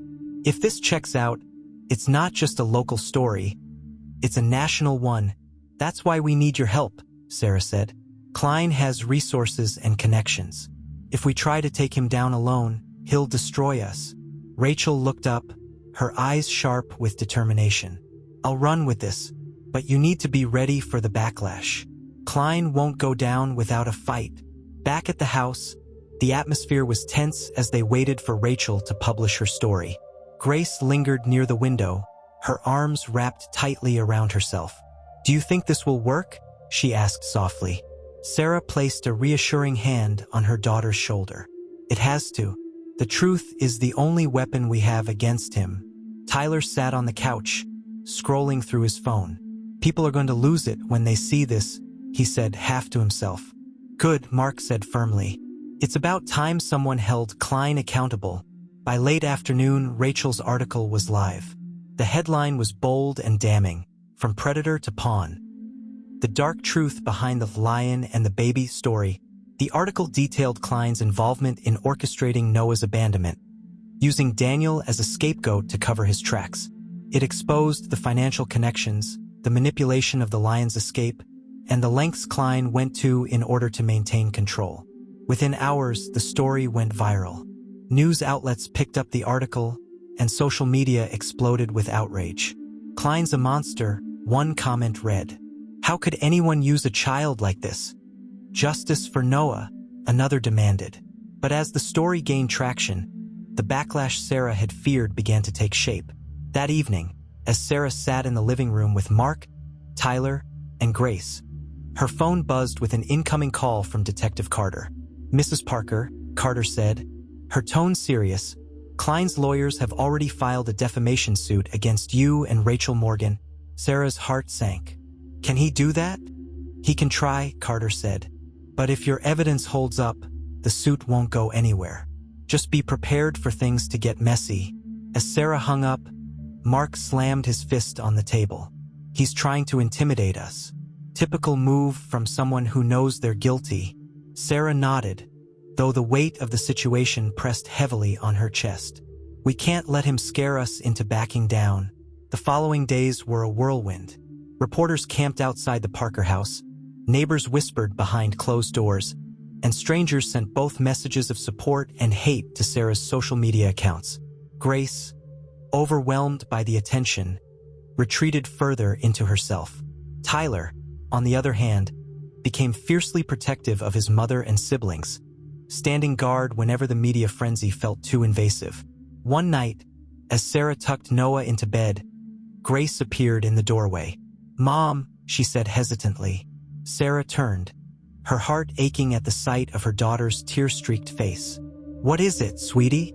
"I'm scared," Grace admitted, her voice barely above a whisper. "What if Klein wins?" Sarah crossed the room, pulling Grace into a hug.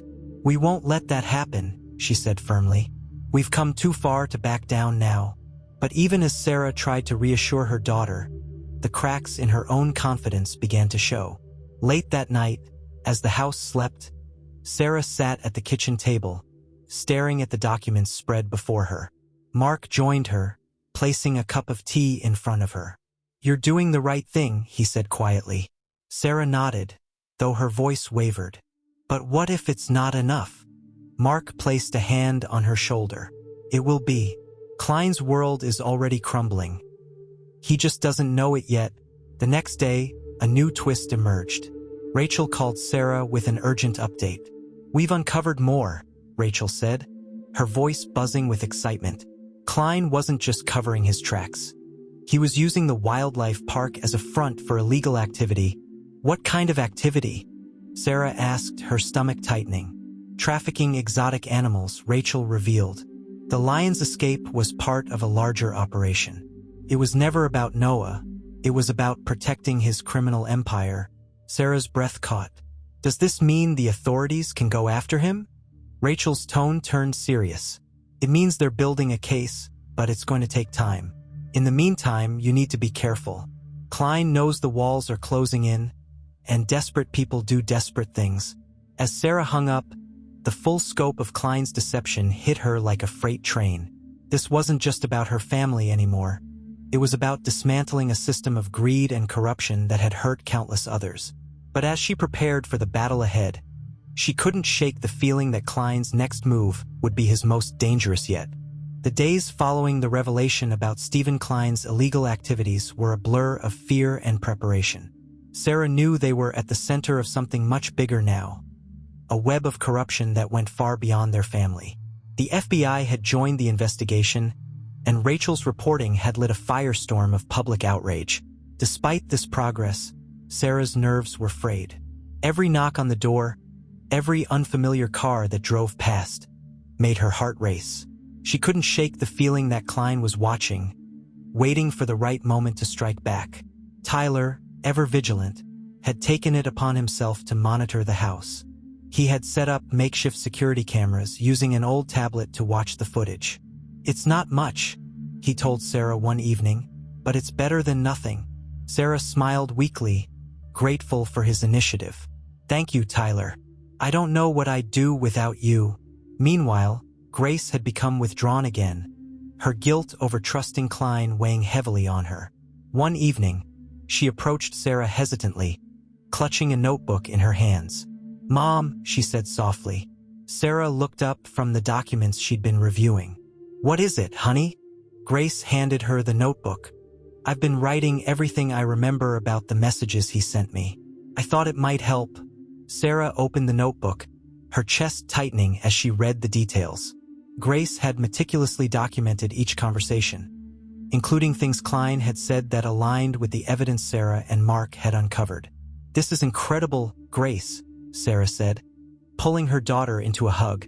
"You've done so much to help already." Grace sniffled, burying her face in Sarah's shoulder. "I just want it to be over." "It will be," Sarah promised. "Soon." The next morning, Sarah received a call from Detective Carter. "We're closing in on Klein," Carter said, her voice laced with urgency. "But there's something you need to know. We intercepted a message from one of his associates. He's planning something big." Sarah's stomach twisted. "What kind of something?" We're not sure yet, Carter admitted. But it's clear he's getting desperate. You need to stay vigilant. After hanging up, Sarah gathered Tyler, Grace, and Mark in the living room. Klein's planning something, she said. Her voice steady despite the fear bubbling beneath the surface. We need to be ready for anything. Tyler's jaw clenched. If he comes here, we won't let him get anywhere near Noah. Grace nodded, her face pale but determined. I'll do whatever it takes to help. Mark placed a reassuring hand on Sarah's shoulder. We'll get through this. Together. Later that evening, as the family settled in for the night, Sarah noticed a car idling down the street. Her heart raced as she peeked through the curtains, watching the vehicle linger before slowly driving away. She grabbed her phone, dialing Detective Carter. There's a car outside, Sarah said, her voice trembling. It's been circling the block. We'll send a patrol unit, Carter assured her. But the feeling of being watched didn't leave Sarah, even after the patrol car arrived. Around midnight, the house was jolted awake by the sound of breaking glass. Tyler was the first to react, grabbing the bat he kept by his bed and rushing downstairs. Stay here, Sarah told Grace as she grabbed Noah from his crib. In the living room, Tyler found Mark confronting a masked intruder.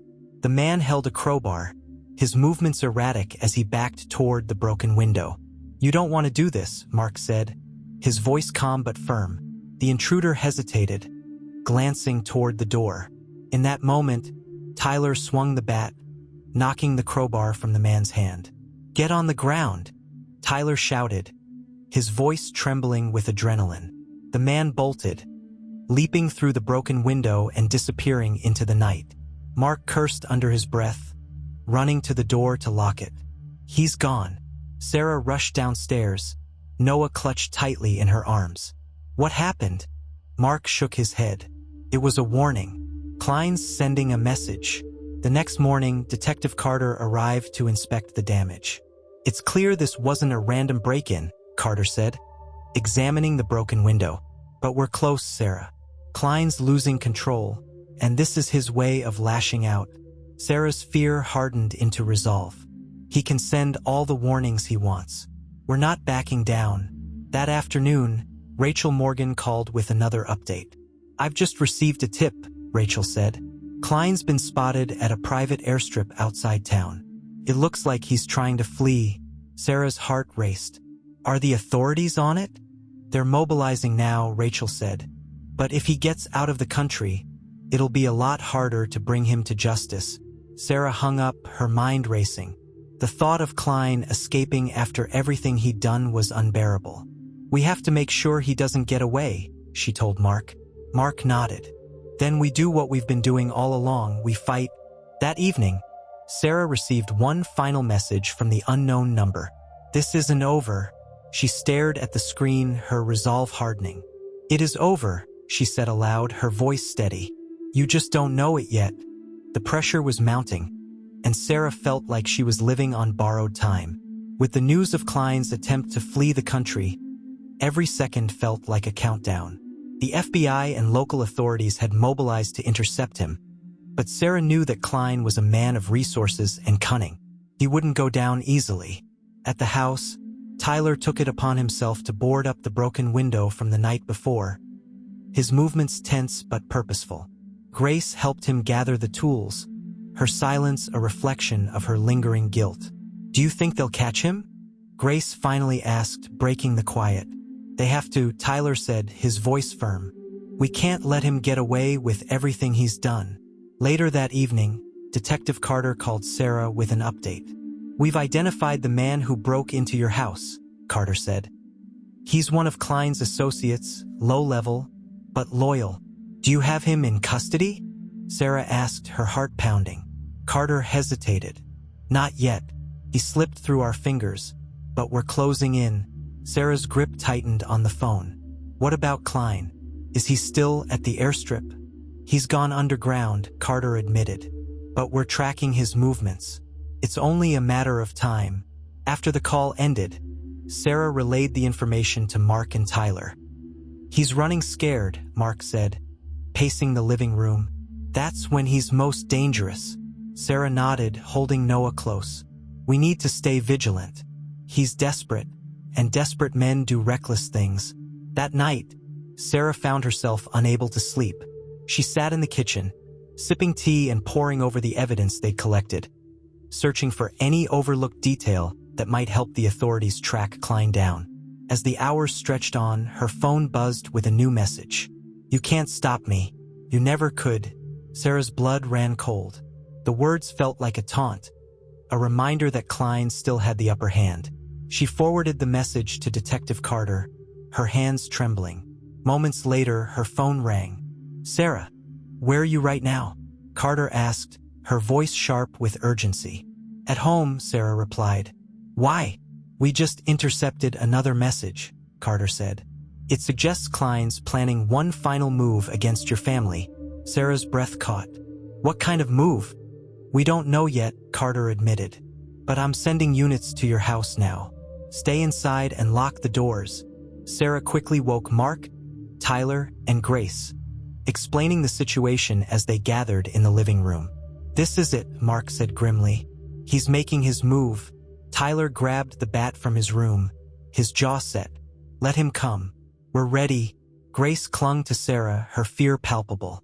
Mom, what if he hurts us? Sarah knelt in front of her daughter, placing her hands on Grace's shoulders. I won't let that happen. We've come too far to let him win now. An hour passed in tense silence. Sarah's heart pounded with every creak of the house, every distant sound outside. The police had arrived, their patrol cars stationed at the end of the street, but the presence of law enforcement did little to ease her anxiety. Then, just as the clock struck midnight, the power went out. The house was plunged into darkness, and Sarah's breath hitched. She reached for the flashlight she'd set on the table, switching it on as Mark and Tyler did the same. It's him, Tyler whispered, gripping the bat tightly. Mark nodded. Stay close. We'll get through this. Outside, the sound of crunching gravel sent chills down Sarah's spine. She peeked through the boarded-up window, catching a glimpse of movement near the edge of the property. He's here, she whispered. Mark positioned himself near the front door, while Tyler stood guard at the back. Sarah held Grace close, her arms wrapped protectively around Noah. The minutes stretched into an eternity. Then, without warning, the front door burst open. A figure stepped inside, silhouetted against the faint moonlight. It was the same man who had broken into the house before, Klein's associate. Mark lunged at him, tackling him to the ground as Tyler ran to assist. The intruder struggled, but Mark's grip was unyielding. Where's Klein? Mark demanded, his voice a growl. The man laughed, a cold, hollow sound. You think this ends with me? Mark tightened his grip. Answer me. But before the man could respond, headlights illuminated the driveway. Sarah's heart leapt as she saw several unmarked vehicles pull in. The FBI agents moved swiftly, securing the property and apprehending the intruder. Detective Carter was among them, her expression a mix of relief and urgency. We've got him, Carter announced. Klein was captured at a safe house an hour ago. He won't be bothering you anymore. The news hit Sarah like a tidal wave of relief. She sank to her knees, tears streaming down her face as she clutched Noah tightly. Grace and Tyler joined her, their own emotions spilling over as the weight of the ordeal finally lifted. Mark placed a comforting hand on Sarah's shoulder. It's over, he said softly, but as Sarah looked around at her family, she knew that the road to healing was just beginning. The aftermath of Klein's capture brought a mixture of relief and exhaustion. Sarah felt as though she could finally breathe again, but the scars left behind by the ordeal were impossible to ignore. The media frenzy surrounding Klein's arrest only intensified as the FBI unveiled the extent of his crimes: financial fraud, illegal animal trafficking, and his role in orchestrating Noah's abandonment. For the first time in weeks, Sarah allowed herself a moment to sit in silence. Noah napped peacefully in his crib, his tiny chest rising and falling with each breath. Sarah rested her head against the wall, tears sliding down her cheeks as the weight of everything settled over her. The next morning, Detective Carter visited the Parker house to deliver an update. Klein is in federal custody, Carter said, her tone firm. He won't be getting out anytime soon. And with the evidence you provided, his associates are starting to turn on him. This case is locked down. Sarah nodded, her expression a mixture of gratitude and weariness. Thank you, Detective, for everything. Carter smiled faintly. You and your family are stronger than you give yourselves credit for. But if you need anything, security, counseling, anything at all, don't hesitate to reach out. After Carter left, Sarah turned to Mark. What now? She asked, her voice quiet. Mark leaned against the counter, his arms crossed. Now we start putting the pieces back together. One day at a time, over the next few weeks, life slowly began to regain a semblance of normalcy. The reporters eventually moved on to other stories, and the community's attention shifted away from the Parkers as new headlines took over. But within the family, the wounds remained raw. One evening, as the sun dipped below the horizon, Grace approached Sarah on the porch, her hands tucked into the pockets of her sweatshirt. Mom, Grace said softly, sitting beside her. Sarah turned, offering her daughter a small smile. What is it, honey? Grace hesitated, then looked down at her hands. I'm sorry, for everything, for trusting him, for not listening to you. Tears welled in Sarah's eyes as she reached out, pulling Grace into a hug. You don't have to apologize. You were trying to protect your dad. I understand. Grace's voice broke as she whispered, I didn't want to lose him. I know, Sarah said gently, but we didn't lose him because of you. He made his own choices, and those choices hurt all of us. Grace nodded, clinging to her mother as the weight of her guilt began to lift. Meanwhile, Tyler had thrown himself into helping Mark repair the damage to the house. Together, they patched up the broken window, installed new locks, and set up a more advanced security system. You've been quiet lately, Mark said one afternoon as they worked on the back door. Tyler shrugged, tightening a screw. Just trying to process everything. Mark set down his tools, studying his nephew. You've been through a lot, Tyler. More than most kids your age. But you handled it with strength. Your mom is proud of you. So am I. Tyler glanced up, his expression softening. Thanks, Uncle Mark. I just want things to be okay again. They will be, Mark said with quiet confidence. It'll take time, but you'll get there. As the weeks turned into months, Daniel's absence became a quieter ache in the family's life. He remained in custody, awaiting trial for his role in Noah's abandonment and the subsequent cover-up. Sarah struggled with conflicting emotions, anger at his betrayal, sorrow for the man she had once loved, and a deep need to move forward for the sake of her children. One day, Tyler approached her with a surprising question. Are you going to visit Dad? He asked, his tone cautious. Sarah hesitated, the thought twisting her heart. I don't know. Do you want to see him? Tyler shrugged, his expression conflicted. Part of me does, but part of me doesn't know if I can forgive him. Sarah placed a hand on his shoulder. It's okay to feel that way. Forgiveness isn't something you have to figure out right now. It's a process. Tyler nodded, and for the first time in a while, he felt a sense of peace. One evening, Sarah sat on the porch with Mark, a soft breeze rustling the trees around them. You've been quiet tonight, Mark said, sipping a cup of coffee. Sarah smiled faintly, just thinking about how far we've come. It's not perfect, but it's better. Mark nodded, a hint of pride in his expression. You've fought harder than anyone I know. You deserve some peace. Sarah leaned back, watching the stars blink into view. For the first time in what felt like forever, she allowed herself to believe that peace might finally be within reach. The passage of time brought small but meaningful changes to the Parker family. Sarah began to reclaim pieces of the life she had before everything fell apart, while Tyler and Grace each found ways to move forward in their own way. But the shadows of the past lingered, a constant reminder of the trials they had endured. One morning, Sarah received an unexpected letter in the mail. It was from Daniel. Her hands trembled as she opened the envelope, pulling out a handwritten note. The sight of his familiar script stirred a mix of emotions: anger, sadness, and a flicker of curiosity. Sarah, it began, I don't expect forgiveness. I know I don't deserve it, but I need you to understand that everything I did, as wrong as it was, came from a place of fear. Fear of failing as a father, fear of losing control. I see now that my choices caused the very thing I was trying to avoid. I destroyed the family I was trying to protect. The letter went on to acknowledge the pain he had caused each of their children, his regret pouring from every word. If I could take it all back, I would, but I can't. All I can do now is take responsibility and hope that someday, you and the kids can find it in your hearts to move on without me. Please tell Grace and Tyler that I love them, and kiss Noah for me.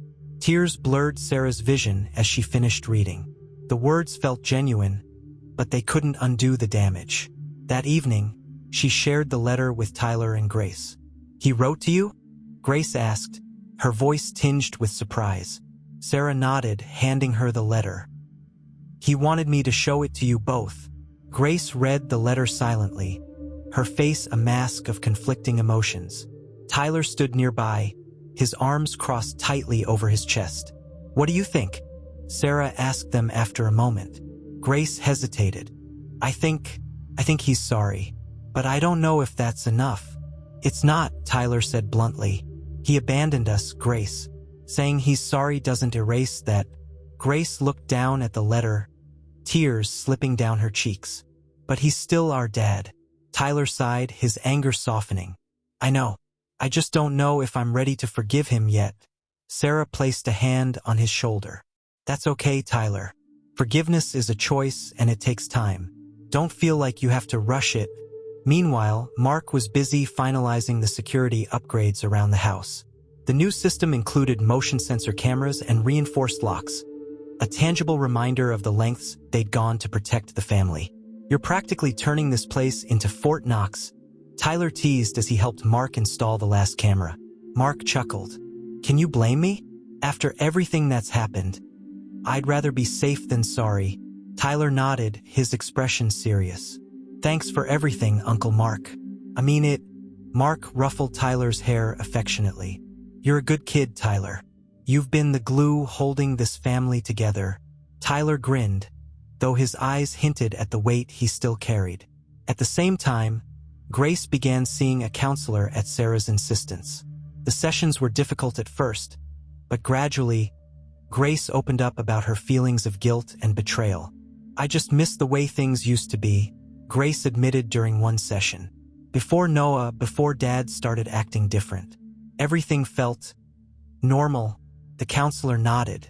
"It's okay to mourn what you've lost, but part of healing is learning to accept that things won't go back to how they were. That doesn't mean they can't still be good." Grace left the session feeling lighter, her heart no longer as burdened by the past. Despite the progress the family was making, the scars of their ordeal weren't easily forgotten. One evening, as Sarah was tucking Noah into bed, he stirred and reached for her hand. "Mommy," he murmured, his voice sleepy but sweet. Sarah smiled, her heart swelling with love. "Yes, baby?" He didn't say anything else, but the simple moment filled Sarah with a renewed sense of purpose. Everything she had fought for, every sleepless night, every difficult decision, was for him. As she kissed his forehead and turned off the light, she whispered, "You're safe now. Promise." But even as life began to settle into a new rhythm, Sarah couldn't shake the feeling that something unfinished lingered. Klein's arrest had brought a measure of justice, but the ripple effects of his actions were still being felt. One afternoon, she received a call from Rachel Morgan. "There's something you should know," Rachel said. "One of Klein's associates has come forward with new information. It might not be directly tied to your family, but it's significant." Sarah's heart skipped a beat. "What kind of information?" "They're claiming Klein had connections to people in law enforcement and the court system," Rachel explained. "It's how he managed to stay untouchable for so long." The revelation sent a chill down Sarah's spine. "Does this mean his influence could still affect us?" "It's possible," Rachel admitted. "But the good news is that the investigation is expanding. The FBI is determined to root out everyone involved." As Sarah hung up the phone, she couldn't help but feel a mixture of relief and apprehension. Klein's web of corruption was larger than she had ever imagined, And though he was behind bars, the remnants of his power still loomed. But for now, her family was safe. And that was enough. The days that followed Rachel's call were a whirlwind of emotions for Sarah. The revelation of Klein's deep connections in law enforcement and the legal system reignited her anxiety, but she refused to let it derail the fragile stability she and her children were rebuilding. She focused on her family, determined to shield them from the storm that still lingered on the horizon. One crisp autumn morning, Sarah received a visit from Detective Carter. The usually composed investigator looked weary, her expression somber. "Mrs. Parker," Carter began, stepping into the living room, "I need to talk to you about Daniel." Sarah's stomach tightened. "What about him?" Carter hesitated, choosing her words carefully. "He's agreed to cooperate with the investigation into Klein's network. He's providing information that could help dismantle the remaining pieces of Klein's operation." Sarah's heart sank. "And what does he want in return?" "A reduced sentence," Carter admitted. "If his information leads to significant arrests, he could avoid a lengthy prison term."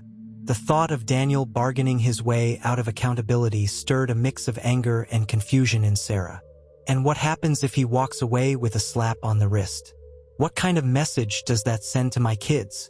Carter's voice softened. "I understand how you feel, but if Daniel's testimony can help bring down the rest of Klein's network, it could prevent other families from going through what yours did." Sarah stared at the floor, torn between her desire for justice and the pragmatic reality Carter had laid out. That evening, Sarah called a family meeting. Tyler, Grace, and Mark sat around the table, their expressions a mixture of curiosity and concern. "What's going on?" Tyler asked. Sarah took a deep breath. "I spoke to Detective Carter today. Your dad is cooperating with the investigation against Klein. He's giving them information in exchange for a reduced sentence." Tyler's jaw tightened. "So he just gets to walk away?" "Not entirely," Sarah said quickly. "But his sentence might be shorter if his testimony leads to more arrests." Grace frowned, her voice hesitant. "Does that mean he's trying to fix what he did?" Sarah sighed, her heart aching at the question. "Maybe. Or maybe he's just trying to save himself. Either way, we need to focus on what's best for us." Mark chimed in, his tone steady. "Whatever happens with Daniel, you've all come too far to let it pull you back. This family is stronger than what he did."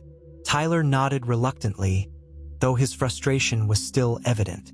Grace, on the other hand, seemed thoughtful, her gaze distant. The next morning, Sarah decided to visit Daniel in custody. She hadn't seen him since his arrest, and though the thought of facing him filled her with dread, she knew it was necessary. The sterile walls of the visitation room felt cold and unwelcoming as Sarah sat across from Daniel. He looked thinner, his face lined with regret. "Sarah," he said softly, his voice breaking the silence. She folded her arms, her expression guarded. "Detective Carter told me you're cooperating." Daniel nodded. "I had to do something. I couldn't let Klein's people get away with everything they've done." "And what about what you've done?" Sarah asked, her voice sharp. "What about Noah?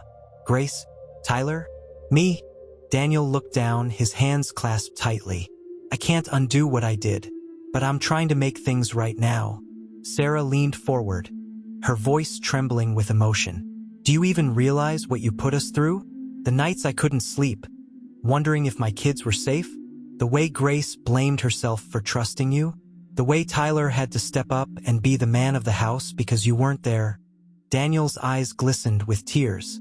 "I know I failed you, all of you, and I'll carry that for the rest of my life." Sarah sat back, her anger softening slightly. "You should carry it. But if you're serious about helping, then you need to follow through. No excuses. No shortcuts." "I will," Daniel promised, his voice steady. "I owe that to you and the kids." Back at home, Sarah shared the encounter with Mark. "Do you believe him?" Mark asked, his tone cautious. "I don't know," Sarah admitted. But for the first time, it felt like he was being honest. Mark nodded. "People can change. But it takes time and it takes effort. He has a long road ahead of him if he's serious about this." The following week, the FBI announced a series of arrests tied to Klein's network. The news brought a sense of vindication to Sarah, though the scars left by the ordeal remained. One evening, as she and Mark sat on the porch watching the sunset, Sarah allowed herself to reflect on how far they'd come. "This family has been through hell," she said softly. Mark nodded. "But you made it through. You're stronger than ever." Sarah smiled faintly, the weight on her shoulders feeling just a little lighter. "Maybe, but there's still so much to figure out." "You'll figure it out," Mark said confidently. "You always do." Later that night, as Sarah tucked Noah into bed, he reached up and touched her cheek, his small hand warm against her skin.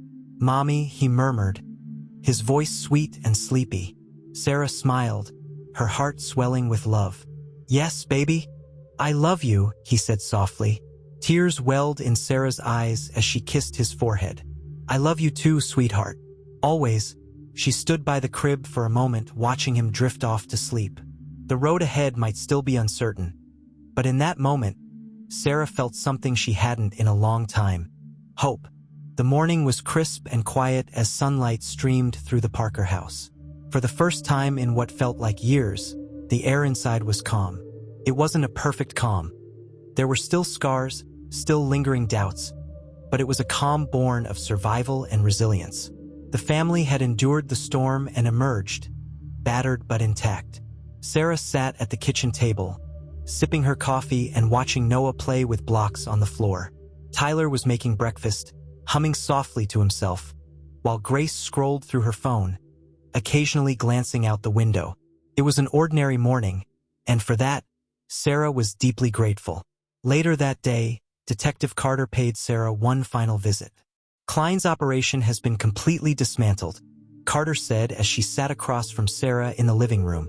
"Thanks to your family's courage, we've been able to bring everyone involved to justice." Sarah exhaled slowly, relief washing over her.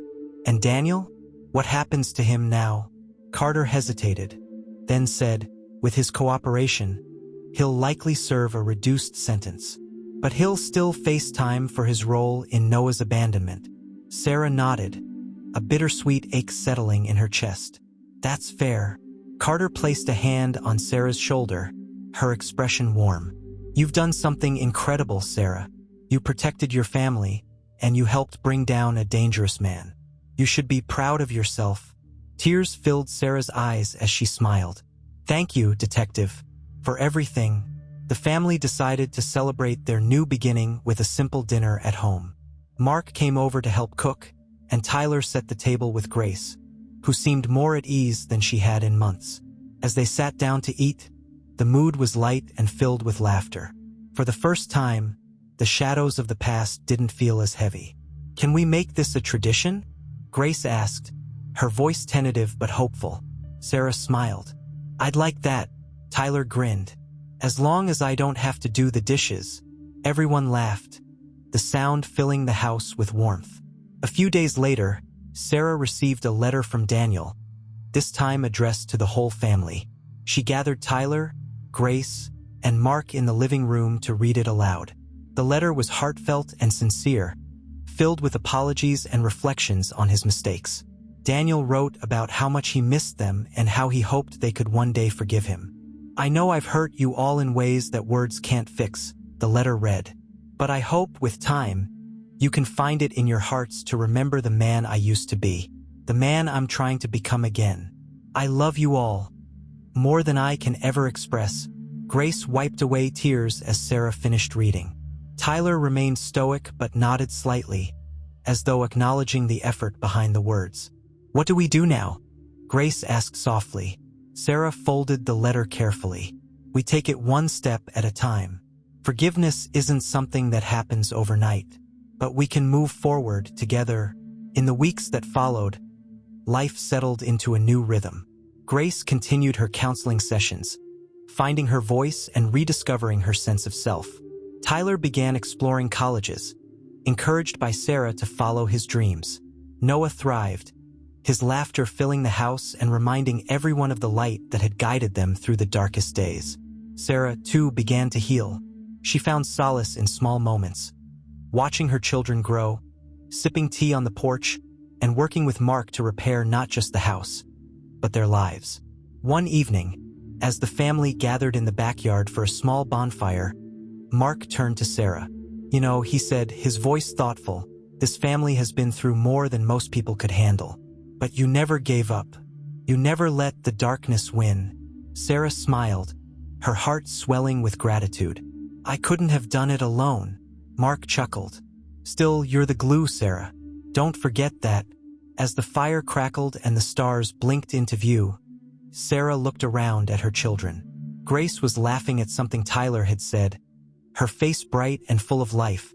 Noah sat in her lap, mesmerized by the flames, while Mark poked at the fire with a stick. For the first time in a long time, Sarah felt a deep, unshakable peace. In the weeks that followed, the Parker family embraced their new normal. They weren't perfect, and they didn't pretend to be, but they were stronger, bound by love and a shared determination to move forward. And though the scars of their past would always remain, they served as a reminder of the resilience they had discovered within themselves and the hope that had carried them through.